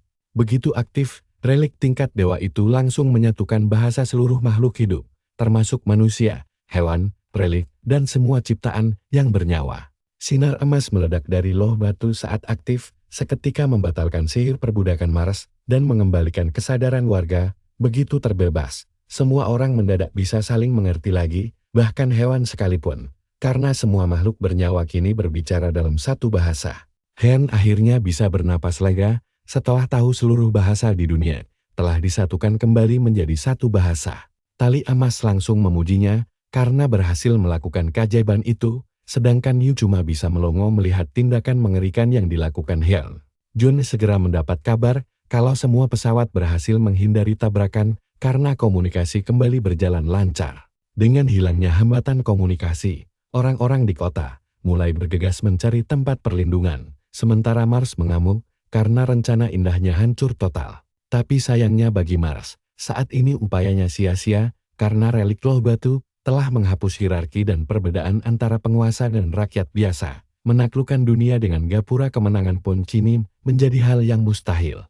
Intinya loh batu itu tidak cuma menyatukan bahasa, tapi lewat ayat tadi, ia menyatakan semua makhluk itu setara, menghilangkan rasa takut dijajah, sekaligus melenyapkan perbedaan antara pihak penguasa dan yang dikuasai. Saat semua orang menolak penaklukan Mars, dia benar-benar shock melihat kekuatan perlawanan mereka, membuat jalur kemenangannya mulai retak dan bikin dia linglung. Heon lalu menjelaskan kalau itu terjadi karena reliknya yang sangat bergantung pada perbedaan antara sang penakluk dan yang ditaklukkan, kini jadi tidak berguna tanpa tujuan, Mars langsung murka mendengarnya, tapi dia menolak menyerah begitu saja hanya karena reliknya dinetralkan. Demi menyerang balik, Mars langsung menyayat telapak tangannya sendiri dan menggunakan darahnya untuk memanggil para penguasa dari dunia lain agar bergabung dengannya. Darahnya membentuk sebuah penghubung, membuka gerbang dimensi lain tempat para penguasa bermunculan. Mars dengan sombong memberitahu Hyun kalau relik tablet itu cuma alat penerjemah berperforma tinggi yang justru menguntungkannya. Dia juga sesumbar kalau relik itu membantu makhluk dari dimensi berbeda untuk saling memahami, yang tentu saja membuat pekerjaannya jadi jauh lebih mudah. Yu terperangah mendengarnya, karena tidak percaya efek relik ciptaannya bisa meluas sampai memengaruhi lini masa lain. Masalahnya, belum pernah ada satupun ciptaannya yang punya pengaruh lintah dimensi seperti ini, tapi si tablet ajaib sekarang malah jadi pengecualian. Di sisi lain, Mars mengeluarkan relik lain berupa helm misterius yang bisa mengendalikan pikiran semua orang, termasuk Hyun. Chow dengan cepat memperingatkan tim bahwa helm itu milik Aris, yang bisa memicu kebingungan para, hingga membuat orang tidak bisa membedakan kawan atau lawan. Begitu pikiran dikendalikan, helm itu memaksa pemakainya melihat semua makhluk hidup sebagai musuh, memicu kekacauan total yang mengerikan. Tepat seperti dugaannya, tim Hyun mulai melihat satu sama lain sebagai monster mengerikan, membuat mereka saling menodong dan mengancam.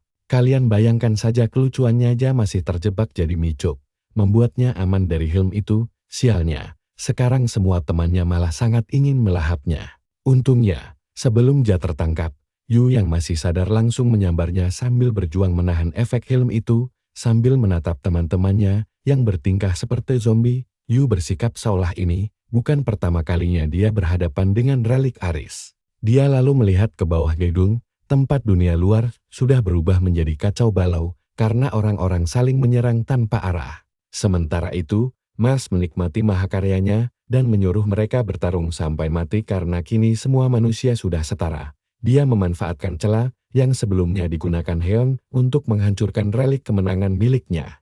Tanpa adanya perbedaan kasta di antara manusia, relik itu bekerja jauh lebih efektif dalam mengendalikan pikiran mereka. Seru panik melihat Hyun mulai kewalahan dan berniat menggunakan kekerasan untuk menyadarkannya kembali. Tapi yang tidak dia ketahui adalah, hal semacam ini bukan apa-apa bagi si gila Hyun, yang sudah bersiap mengaktifkan kemampuan ketiganya untuk mengubah aturan dunia. Kemampuan ini memungkinkannya memodifikasi satu aturan garis waktu dengan santai. Hyun dengan gembira meninju udara, mengaktifkan kemampuan luar biasa itu ke seluruh penjuru dunianya. Di depan Mars yang terkejut setengah mati, Hyun mendeklarasikan aturan baru bahwa semua relik tingkat rendah di wilayah Dewa Utama otomatis dinetralkan.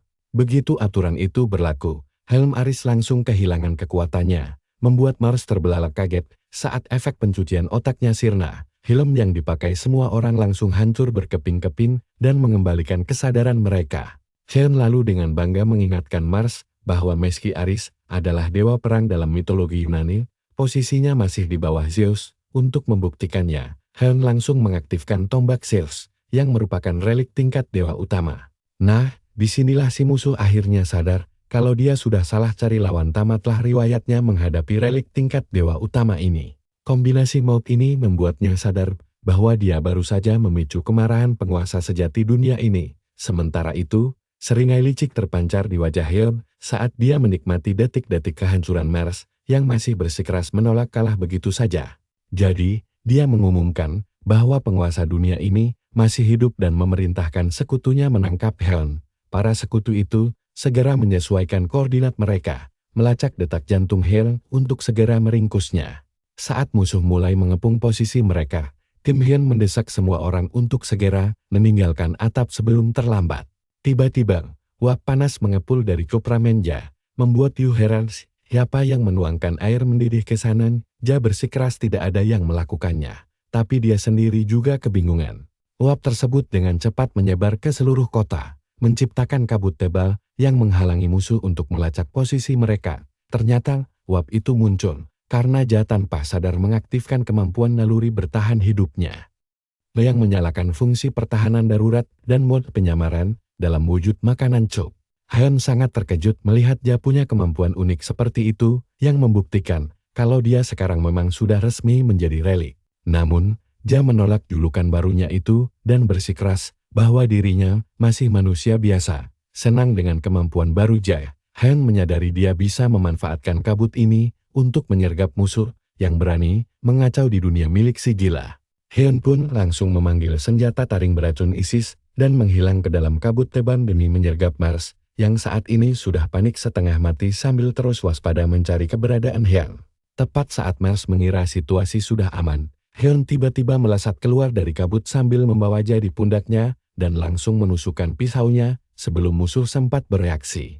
Hyun merasa puas dengan aksinya, sementara Mars dengan sombong mengejek bahwa sang penakluk tidak akan bisa dikalahkan dengan pisau dapur murahan. Dia sesumber tentang relik pertahanan yang dipakainya. Tapi Hyun membalas bahwa pisau itu bukan pisau biasa. Seketika itu juga, taring beracun ISIS mulai menghapus nama asli Mars dan melucuti seluruh kekuatannya. Begitu otoritasnya sebagai penguasa dicabut, relik-relik milik Mars mulai hancur berantakan seiring kesadarannya bahwa namanya telah hilang selamanya. Belum sempat Mars mencerna situasi, Hyun langsung mencengkeram lehernya erat-erat dan berbisik kalau penakluk tanpa nama hanyalah pencuri kelas teri yang malang. Berniat memberi pelajaran setimpal bagi pencuri, Hyun dengan gembira menyeret Mars turun dari tahta kebanggaannya, lalu menghantamkannya dengan keras ke tanah. Setelah memastikan musuhnya babak belur, Hyun mengejeknya tidak ada apa-apanya. Dia lalu menjarah barang-barang pria malang itu dan menemukan sebuah relik yang sangat berharga. Mars berusaha sekuat tenaga meraihnya kembali, tapi Hyun dengan cepat menjauhkannya hingga musuh hanya bisa menggapai angin kosong. Merasa kalah telat, Mars berniat pasrah saja, tapi Hyun tidak akan membiarkannya lolos begitu saja. Han pun memutuskan untuk menguji relik baru itu langsung pada Mars dengan ketakutan. Mars hanya bisa pasrah saat relik tingkat dewa bernama bola atlas itu aktif dan memindahkan seluruh beban dunia ke tubuhnya. Mars menahan relik raksasa itu dengan seluruh tenaga yang tersisa di tubuhnya. Namun, beban maha berat itu perlahan mulai meremukkannya di tengah ejekan Hyun. Hyun menyuruhnya memikul sendiri beban dunia yang ingin dia curi. Tapi dasar keras kepala, Mars masih sempat-sempatnya sesumbar bahwa ini baru permulaan dan penakluk lain akan segera datang membalas dendam. Sial bagi Mars, sebelum pidato terakhirnya selesai, relik itu langsung meremukkannya hingga hancur berkeping-keping dengan cairan tubuh yang muncrat kemana-mana. Hyun mendapat notifikasi bahwa penyusup bernama Mars telah tewas, tapi dia sama sekali tidak merasa kasihan, dia malah kesal karena musuhnya itu terus saja mengoceh tidak jelas hingga napas terakhirnya. Setelah kekalahan Mars, gerbang dimensi mulai menutup perlahan, membuat para sekutunya panik ketakutan dan buru-buru kabur sebelum mereka menjadi korban pembantaian berikutnya. Hyun membiarkan mereka kabur seperti tikus got. Sementara Ja dengan wujud Supramannya berteriak sombong menyuruh mereka pergi jika tidak mau berakhir tragis seperti Mars. Setelah itu, Hyun menonaktifkan bola atlas kembali ke ukuran semula. Tiba-tiba, sorak-sorai riuh menggema entar dari mana saat Hyun menoleh ke arah suara. Dia melihat sebuah layar besar melayang di langit yang ternyata menyiarkan siaran langsung. Yu menjelaskan bahwa layar itu muncul karena Mars telah mendeklarasikan perang penguasa. Rupanya, jika ada penguasa lain yang memulai perang, buku aturan otomatis menyiarkannya ke seluruh penghuni dunia terkait. Karena dunia yang kalah akan dijajah pihak pemenang, perhatian semua orang tentu tertuju pada perang penguasa ini. Yu kemudian menyuruh Hyun untuk segera memeriksa rampasan perangnya. Tapi sebelum Han sempat paham maksudnya, jantung yang mulia Mars mendadak muncul dari sisa jasadnya. Han melongo sampai Crow harus menjelaskan kalau itu benar-benar jantung pusaka sang yang mulia. Han memungut pusaka itu dengan takjub karena ia memang belum pernah melihat jantung yang mulia secara langsung.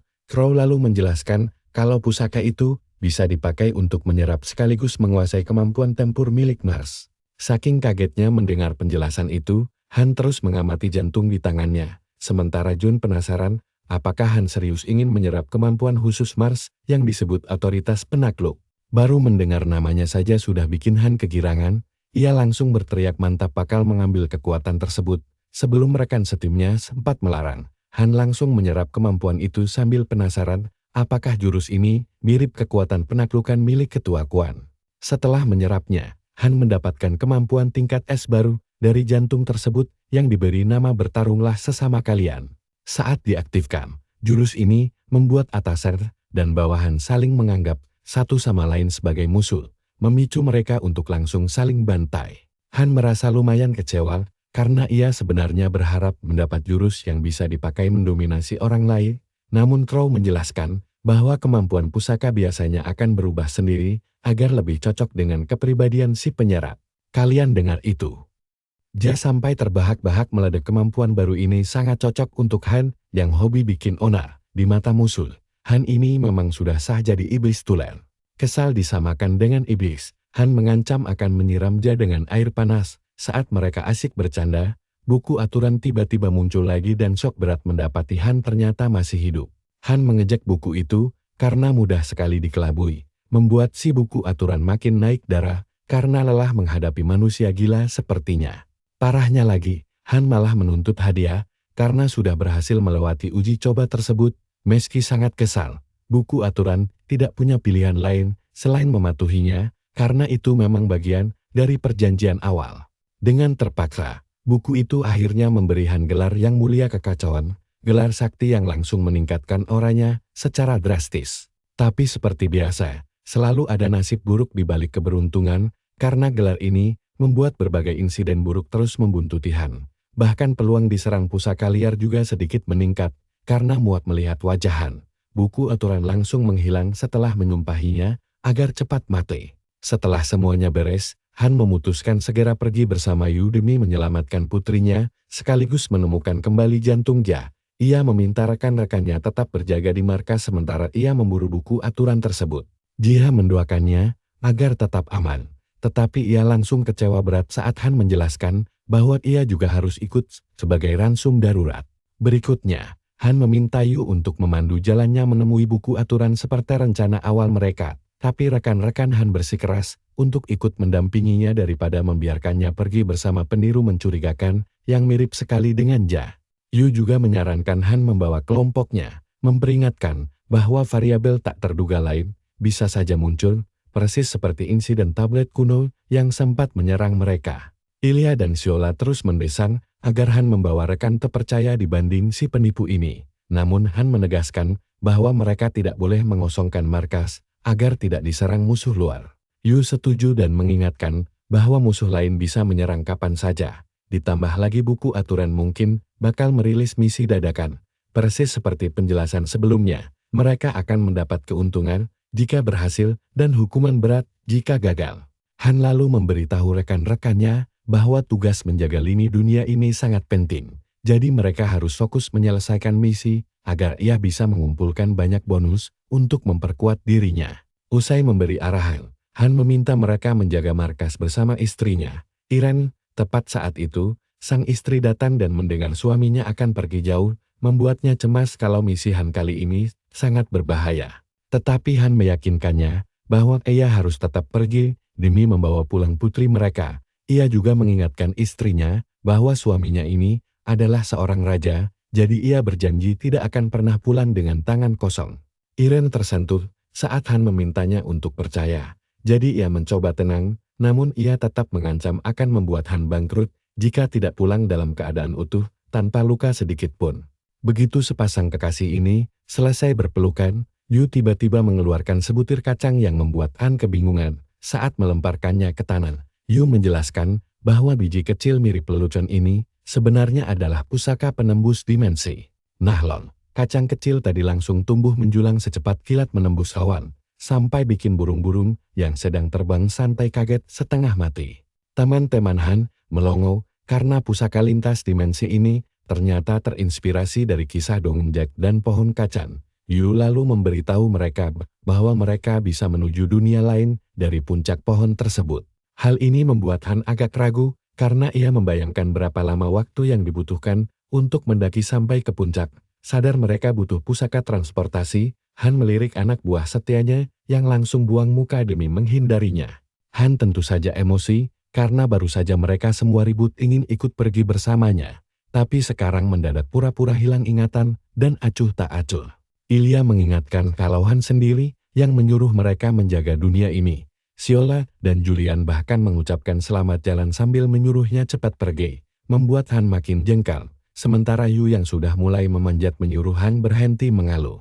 Han akhirnya terpaksa ikut memanjat sambil terus menggerutu soal perjalanannya yang tidak ada ujungnya ini. Karena lelah mendengar keluhannya, Yu membalas bahwa ia sudah bersusah payah mempertaruhkan nyawa demi mendapatkan pusaka ajaib ini.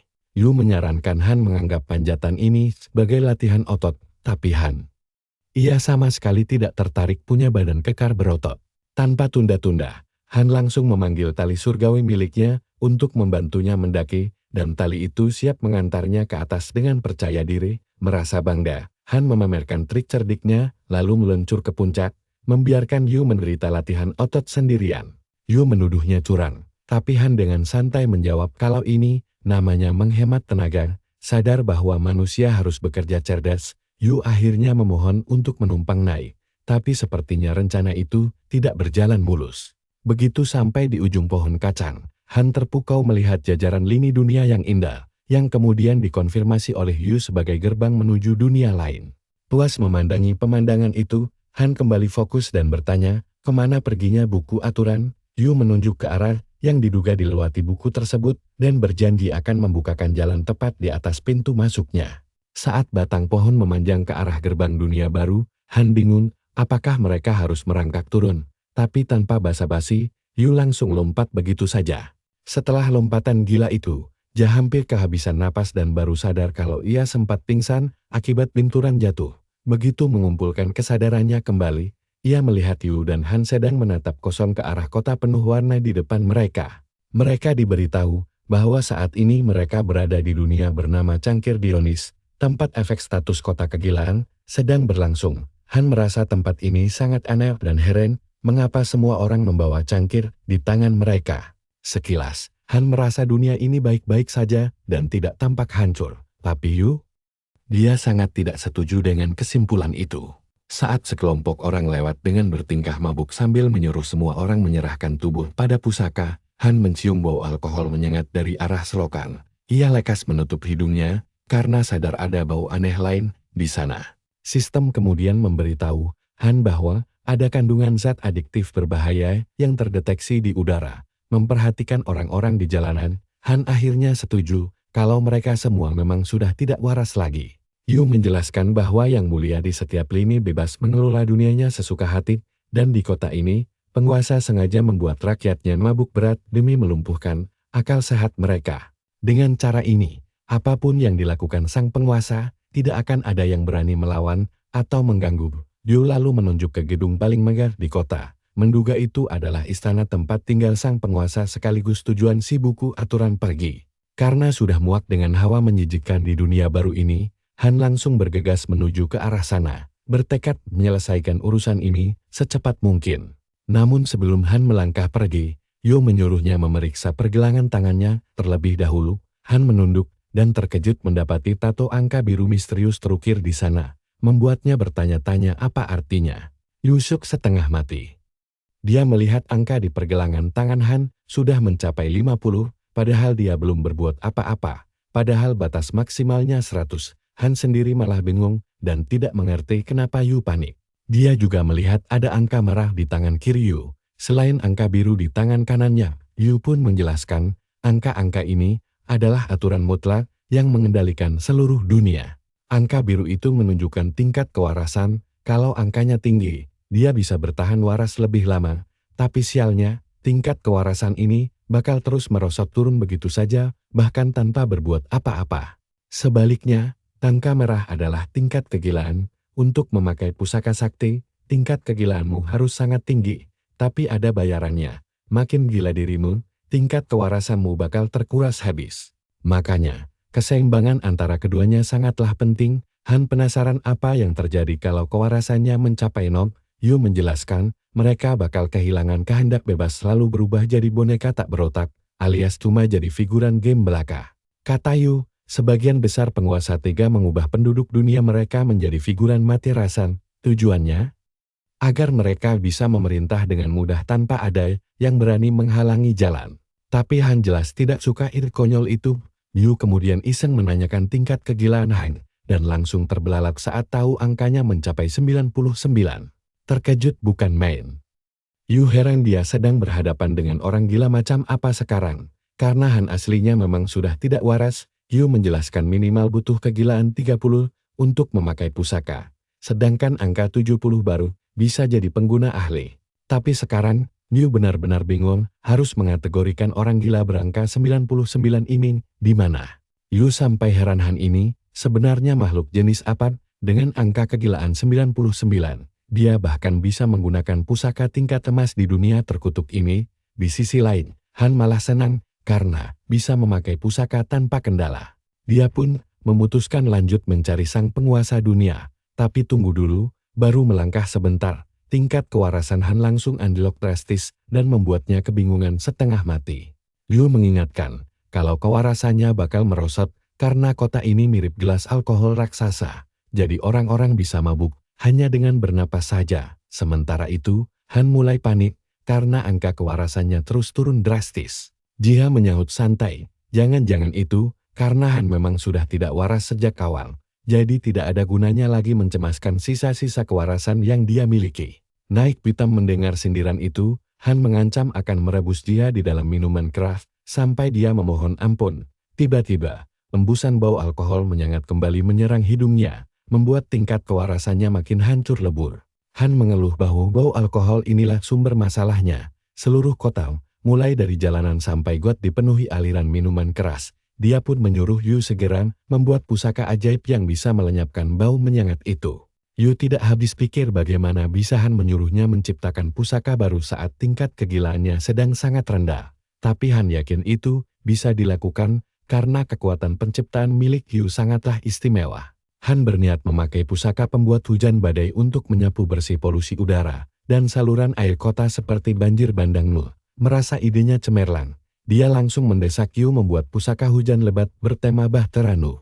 Yu kesal setengah mati karena disuruh membuat pusaka bertema keagamaan lagi. Dia jengkel karena Han menganggap proses rumit ini semudah berbelanja sayuran di pasar padahal dia sendiri cuma mau duduk santai mendik.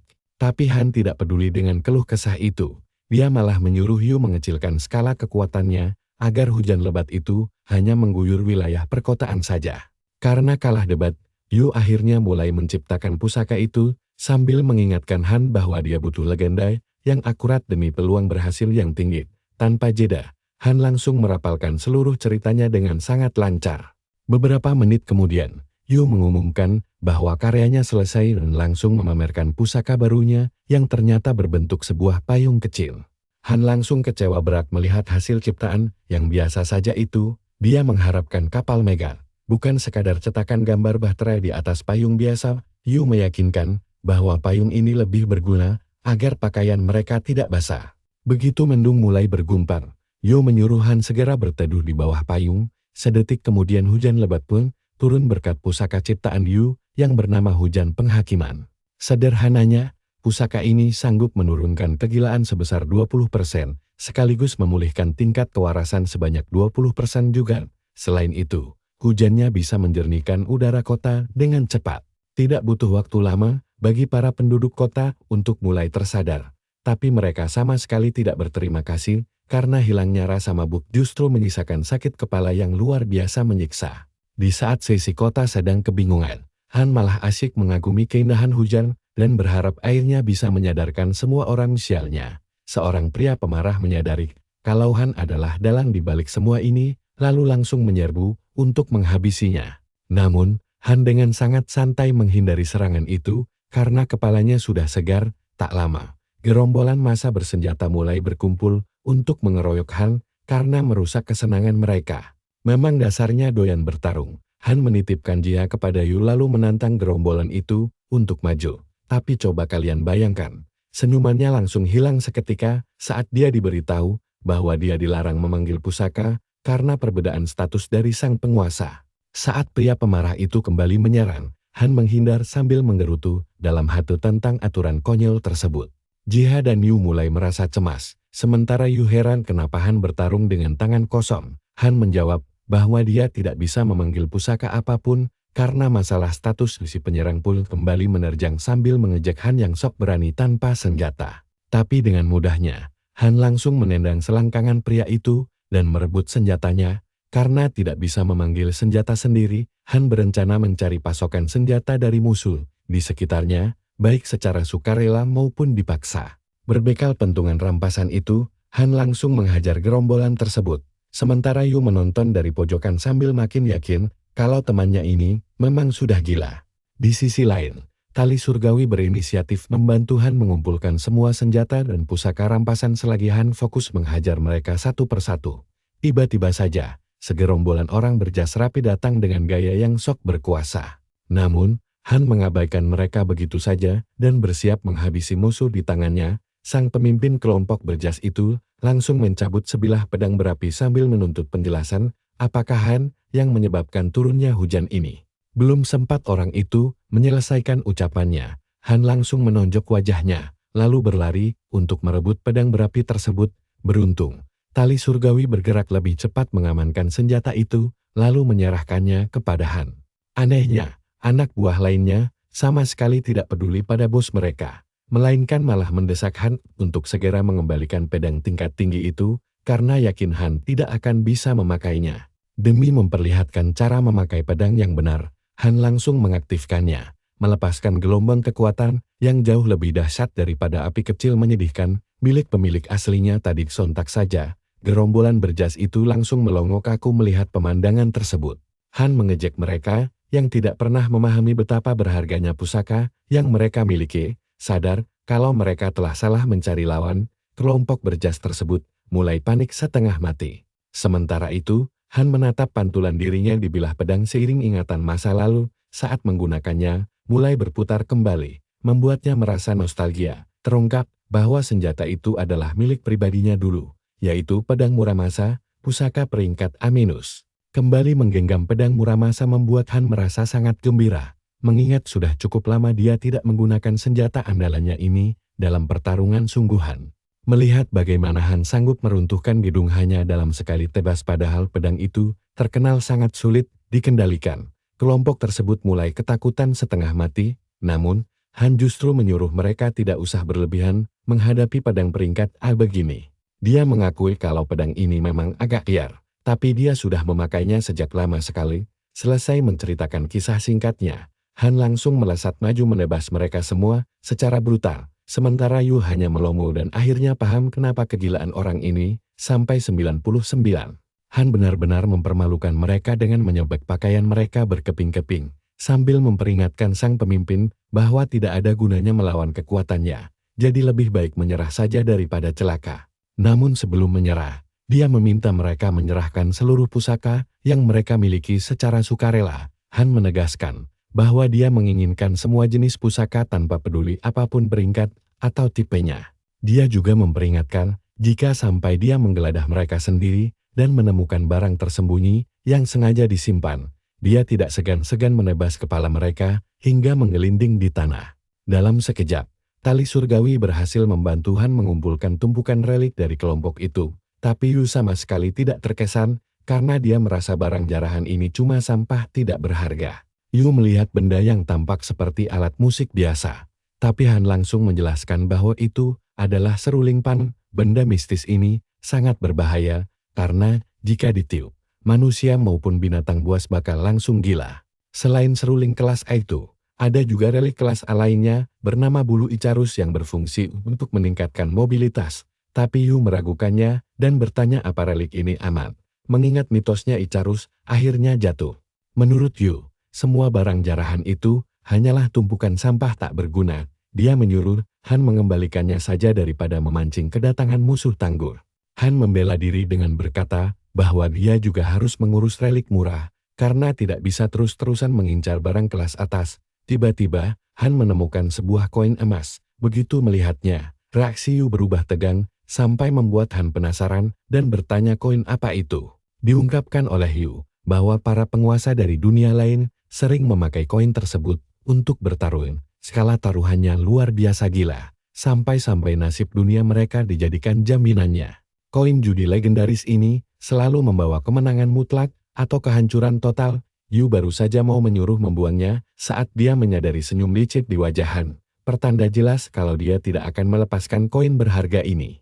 Han memperjelas ketakutan temannya itu dengan mengangkat koin tersebut penuh gembira. Baginya, ini adalah harta paling berharga yang pernah dia dapatkan selama petualangannya.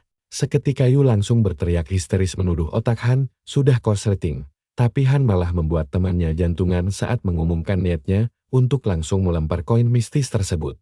Bahkan Jiha pun ikut panik setengah mati. Sebelum sempat dihentikan, Han melemparkan koin itu sambil memilih bagian ekor. Sayangnya koin mendarat di sisi kepala. Tapi Han malah tertawa santai sambil bertanya, apakah sesuatu yang buruk akan terjadi. Saat Yu masih asyik mengomel, tiba-tiba terdengar ledakan dahsyat di kejauhan. Sistem langsung memberitahu Han bahwa relik milik Dione baru saja hancur berantakan akibat ulah sembrononya. Sistem lalu mengumumkan bahwa Han telah memulai penaklukan wilayah penguasa lain, lengkap dengan sisa pertahanan wilayah yang muncul di layar. Han pun bingung sendiri, merasa tidak pernah memulai perang penaklukan apapun. Dengan berteriak, Yu menjelaskan bahwa merusak fasilitas kota sama saja dengan menyatakan perang secara resmi. Tindakan gila Han itu adalah deklarasi penaklukan paksa yang sah. Tapi tunggu dulu, keseruan aslinya baru saja dimulai saat sekelompok prajurit bersenjata tiba-tiba berlari kencang dari kejauhan, siap untuk meringkus Han yang masih tampak santai tanpa beban. Yu mencoba menghentikannya agar tidak membuat kekacauan lebih lanjut. Tapi Han cuek bebek dan langsung menerobos kerumunan musuh. Sementara itu, petugas di ruang kendali pasukan keamanan ibu kota panik melihat Han mengobrak-abrik anak buah mereka dengan sangat mudah. Sang komandan benar-benar kehilangan kesabaran. Dia langsung memerintahkan anak buahnya untuk mengerahkan seluruh personel cadangan yang mereka miliki tanpa sisa. Sesuai perintah, seluruh pasukan elit dikirim untuk mengepung Han, namun setibanya di lokasi, mereka justru mendapati Han sedang menggantung warga sipil secara terbalik menggunakan tali surgawi. Sambil menuntutnya menyerah, mereka berteriak menanyakan apa alasan dibalik tindakan gila ini. Han menjawab santai bahwa dia hanya sedang mengeringkan mereka sendiri bersembunyi di pojokan agar tidak terseret masalah konyol ini. Pemuda itu beralasan bahwa orang-orang itu basah kuyup karena siraman anggur, jadi dia berbaik hati mencuci dan menjemurnya. Dia bahkan dengan tidak tahu dirinya meminta hadiah atas pekerjaan mulia yang sudah diselesaikannya itu. Bahkan dia meminta relik langka sebagai imbalan jasanya. Muak mendengar ocehan tidak masuk akal tersebut. Seluruh pasukan keamanan langsung menyerbu maju untuk segera menghajarnya. Tanpa mereka duga, Han sudah menyiapkan rencana licik lain. Dia mengeluarkan seruling par dan langsung meniupnya, mengacaukan pikiran seluruh prajurit hingga membuat mereka saling serang secara membabi buta. Tepat saat Han bersiap pergi, sebuah pisau terbang melesat cepat dari arah belakang. Senjata tajam itu nyaris mengenai kepalanya, namun sempat menggores tipis pipi mulusnya. Han berbalik dan melihat seorang agen wanita bertopeng sedang menatapnya tajam. Dia cukup terkejut melihat masih ada orang yang waras di area itu. Wanita tersebut kemudian menarik kembali pisaunya dengan gaya super keren untuk pamer kekuatan di depan Han. Melihat tingkat kewarasan si agen masih utuh 100%, Han menggoda bahwa sang agen elit akhirnya tiba. Yu mengingatkan Han untuk bersyukur karena efek seruling tadi sangat dahsyat, sehingga menyisakan satu musuh saja untuk dihadapi Han. Meskipun begitu, Yu tetap khawatir wanita ini akan merepotkan mengingat jenis relik yang Han miliki saat ini sangat terbatas. Han memuji bahwa wanita ini pasti orang penting, karena sanggup mempertahankan akal sehatnya di lingkungan sekacau ini. Si agen dengan dingin menyuruhnya diam, karena dia hanya ingin segera meringkus Han. Tapi Han malah mengeluarkan koin emasnya dan menyuruh wanita itu tidak bersikap kaku. Dia menantangnya untuk menyelesaikan masalah ini lewat lemparan koin. Begitu melihat koin itu, si agen langsung panik setengah mati. Perempuan itu mengenali koin tersebut sebagai koin tarung maut milik para penguasa dunia lain, lalu menuntut penjelasan bagaimana Han bisa memilikinya. Namun, dia menolak mempercayai matanya sendiri dan menganggap kalau koin itu pasti barang tiruan. Menurut penjelasannya, akhir-akhir ini versi tiruan murah dari relik berbahaya tersebut memang banyak beredar luas di kota dan memicu kekacauan. Walaupun pasukannya sudah menyita hampir semuanya, keberadaan koin di tangan Han membuktikan masih ada yang tersisa. Dia pun langsung menerjang maju sambil berteriak bahwa dia tidak akan tertipu trik murahan seperti itu. Coba kalian bayangkan betapa menegangkannya momen ini. Tanpa ragu sedikit pun, Han melemparkan koin taruhan maut itu menggunakan bantuan tali surgawi, memaksa si agen memilih sisi sebelum semuanya terlambat. Begitu koin mendarat, Han langsung menutupinya rapat-rapat. Si agen terpaksa menebak sisi kepala. Tapi begitu hasilnya dibuka, dia kalah telak dan pedang andalannya langsung meledak hancur berkeping-keping tanpa sisa. Sontak saja dia sangat terkejut karena senjata kelas pahlawan miliknya bisa hancur begitu mudah. Di saat bersamaan, Han melihat tingkat kewarasan wanita itu merosot drastis dari 99 ke 91. Sadar bahwa Han memegang koin maut yang asli, si agen langsung memintanya berhenti sembari menyadari fakta mengerikan bahwa Han adalah sosok tingkat penguasa yang sanggup mengendalikan koin berbahaya itu.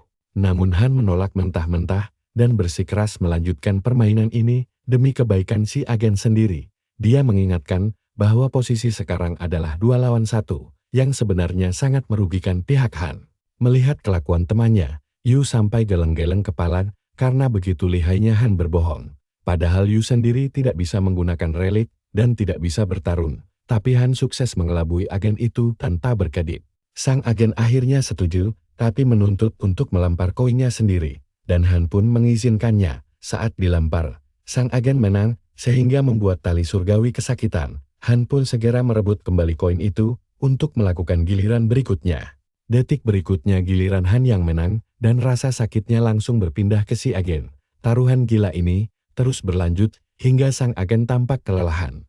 Akhirnya wanita itu berlutut menahan kesakitan, dan Han memperjelas bahwa dia sudah kalah telak. Karena menolak menyerah, dia menyuruh Han melempar lagi. Tapi Han menyuruhnya memeriksa pergelangan tangan kanannya terlebih dahulu, sebelum bicara lebih jauh. Benar saja, dia terkejut setengah mati mendapati tingkat kewarasannya kini tersisa 9 poin saja, membuatnya benar-benar lemas tak berdaya dalam keputusasaan. Sambil gemetaran dia bertanya, bagaimana ini bisa terjadi? Han dengan santai menjawab, bahwa kewarasannya memang terus terkuras di setiap ronde, sejak awal tujuannya memang menguras habis isi kepalanya, membuat si agen mengumpat sejadi-jadinya. Sekali lagi Han memperingatkan, bahwa satu lemparan lagi akan mengubahnya menjadi karakter figuran tanpa otak. Saat Han bersiap melempar, si wanita hanya bisa pasrah memejamkan mata, menunggu ajalnya. Tapi secara mengejutkan Han menghentikan tangannya. Dia menawarkan syarat untuk menyerahkan semua reliknya dan menuntun mereka menemui sang penguasa tertinggi lewat rute rahasia yang terbebas dari patroli ketat pasukan keamanan. Tanpa pilihan lain, dia akhirnya terpaksa setuju. Beberapa saat kemudian, mereka tiba di batas wilayah kota di mana si agen menyuruh mereka melanjutkan perjalanan sendiri. Han bertanya heran, kenapa dia memilih tinggal di belakang. Agen itu menjelaskan bahwa tidak ada jalan yang benar-benar bebas dari kamera pengawas di depan. Jika dia nekat menemani mereka, identitasnya akan terbongkar dan dia bakal dicap pengkhianat negara. Belum sempat dia menyelesaikan ucapannya, Heon langsung menendangnya ke area terbuka, sambil bilang kalau dia sama sekali tidak peduli apakah agen perempuan itu bakal dicap sebagai pengkhianat atau tidak. Dia langsung terbang melayang dengan wujud sebolnya, sebelum akhirnya berbalik untuk memarahi Hyun. Hyun pun langsung bertanya kenapa tidak ada satu penjaga pun di sana. Padahal katanya ini adalah area pengawasan khusus. Yu bertanya, apakah dia telah menipu mereka. Tapi wajah agen itu malah dipenuhi ketakutan luar biasa saat dia menduga ada hal yang aneh. Tiba-tiba, cahaya terang muncul di sekeliling mereka dan tanah pun mulai bergeser. Sebelum mereka menyadarinya, tanah di bawah mendadak terbuka dan semua orang di sana langsung terperosok jatuh. Ternyata, mereka semua sedang diawasi dari ruang situasi pasukan keamanan dan sang komandan merasa sangat senang karena rencana liciknya berhasil.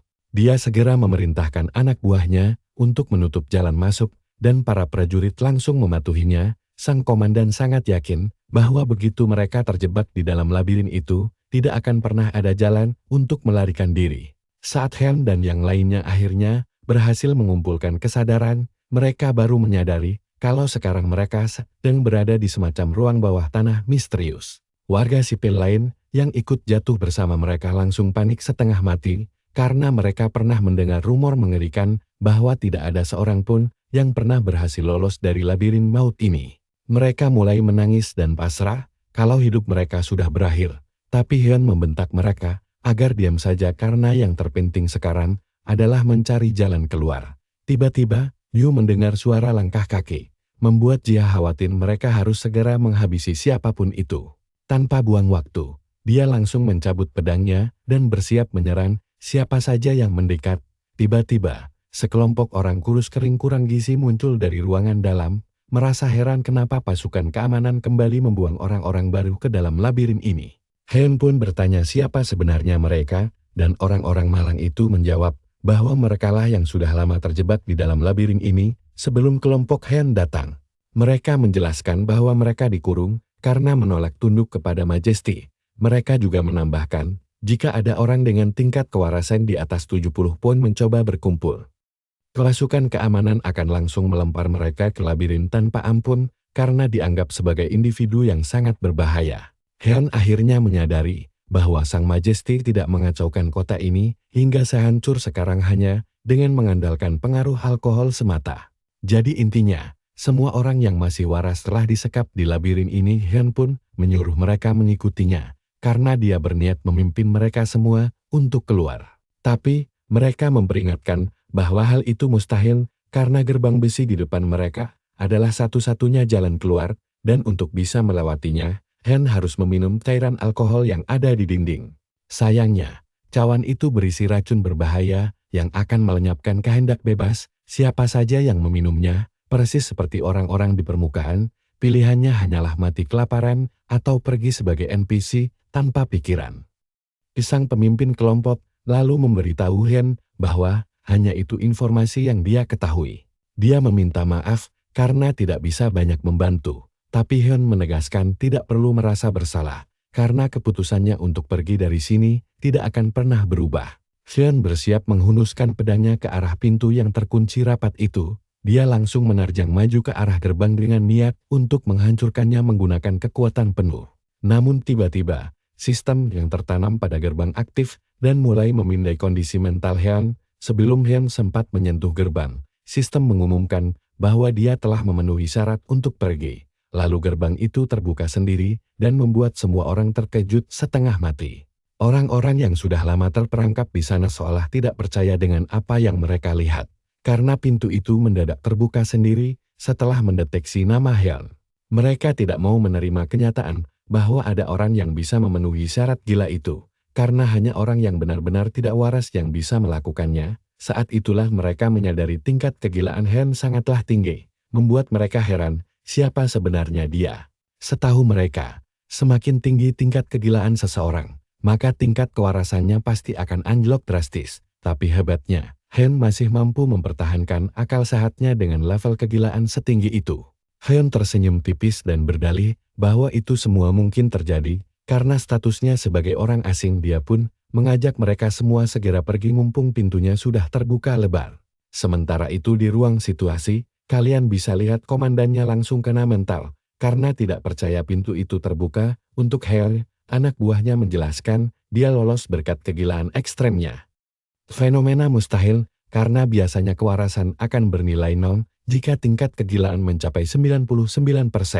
Mereka meyakinkan sang komandan bahwa Heon tidak lebih dari sekadar manusia aneh yang tidak masuk akal. Komandan yang panik langsung memerintahkan untuk mengaktifkan semua jebakan maut dan segera membangkitkan jantung kedua. Dia mendesak agar makhluk itu dikirim ke arah mereka tanpa membuang-buang waktu lagi. Saat rombongan Heon berjalan menyusuri lorong yang aneh, Heon menyadari ada sesuatu yang ganjil merayap ke arahnya. Dia langsung bereaksi cepat, melepaskan tebasan kilat yang langsung memotong tanaman rambat yang hendak melilitnya. Ternyata akar tanaman itu terbuat dari alkohol murni, dan aromanya saja sudah berhasil mengurangi tingkat kewarasan Heon sebanyak 5 poin. Yu langsung berteriak histeris, melarang Heon memotong akar tanaman itu sembarangan, karena tindakan keroboh itu justru menguras kewarasan semua orang di sana. Heon akhirnya memilih untuk memukul tanaman rambat itu saja. Namun di tengah kekacauan itu, tiba-tiba terdengar suara mengerikan dari kejauhan, dan seketika itu juga, sesosok monster aneh bernama Satiros, yang merupakan penjaga labirin muncul di hadapan mereka. Satiros mengejek mereka, karena masih bisa berjalan di dalam labirin, dengan pikiran yang waras. Namun dia menegaskan, bahwa riwayat mereka semua, akan segera berakhir, setelah berhadapan dengannya. Jeritan memekakkan telinga dari Satiros, hampir saja membuat Heon menjadi tuli, dan begitu suara bising itu mereda, dia menyadari kalau tingkat kewarasannya kembali merosot sebanyak 10 poin. Satiros kemudian memerintahkan anak buahnya untuk membuka penutup tong miras, dan seketika itu juga akar tanaman merambat langsung melilit erat kelompok Heon. Satiros berkata bahwa dia akan mencekoki mereka semua dengan miras itu. Lalu tanpa membuang waktu, mereka yang terikat langsung dilempar ke dalam tong.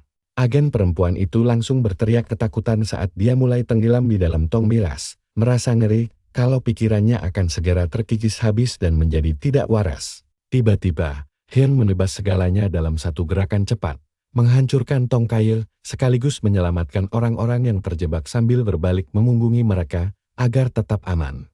Melihat bagaimana Hyun mengatasi keadaan dengan sangat mudah, Satyros menyadari bahwa dialah orang yang berhasil membuka gerbang tadi. Dia pun heran, mengapa orang dengan tingkat kegilaan setinggi itu mau repot-repot mencampuri urusannya.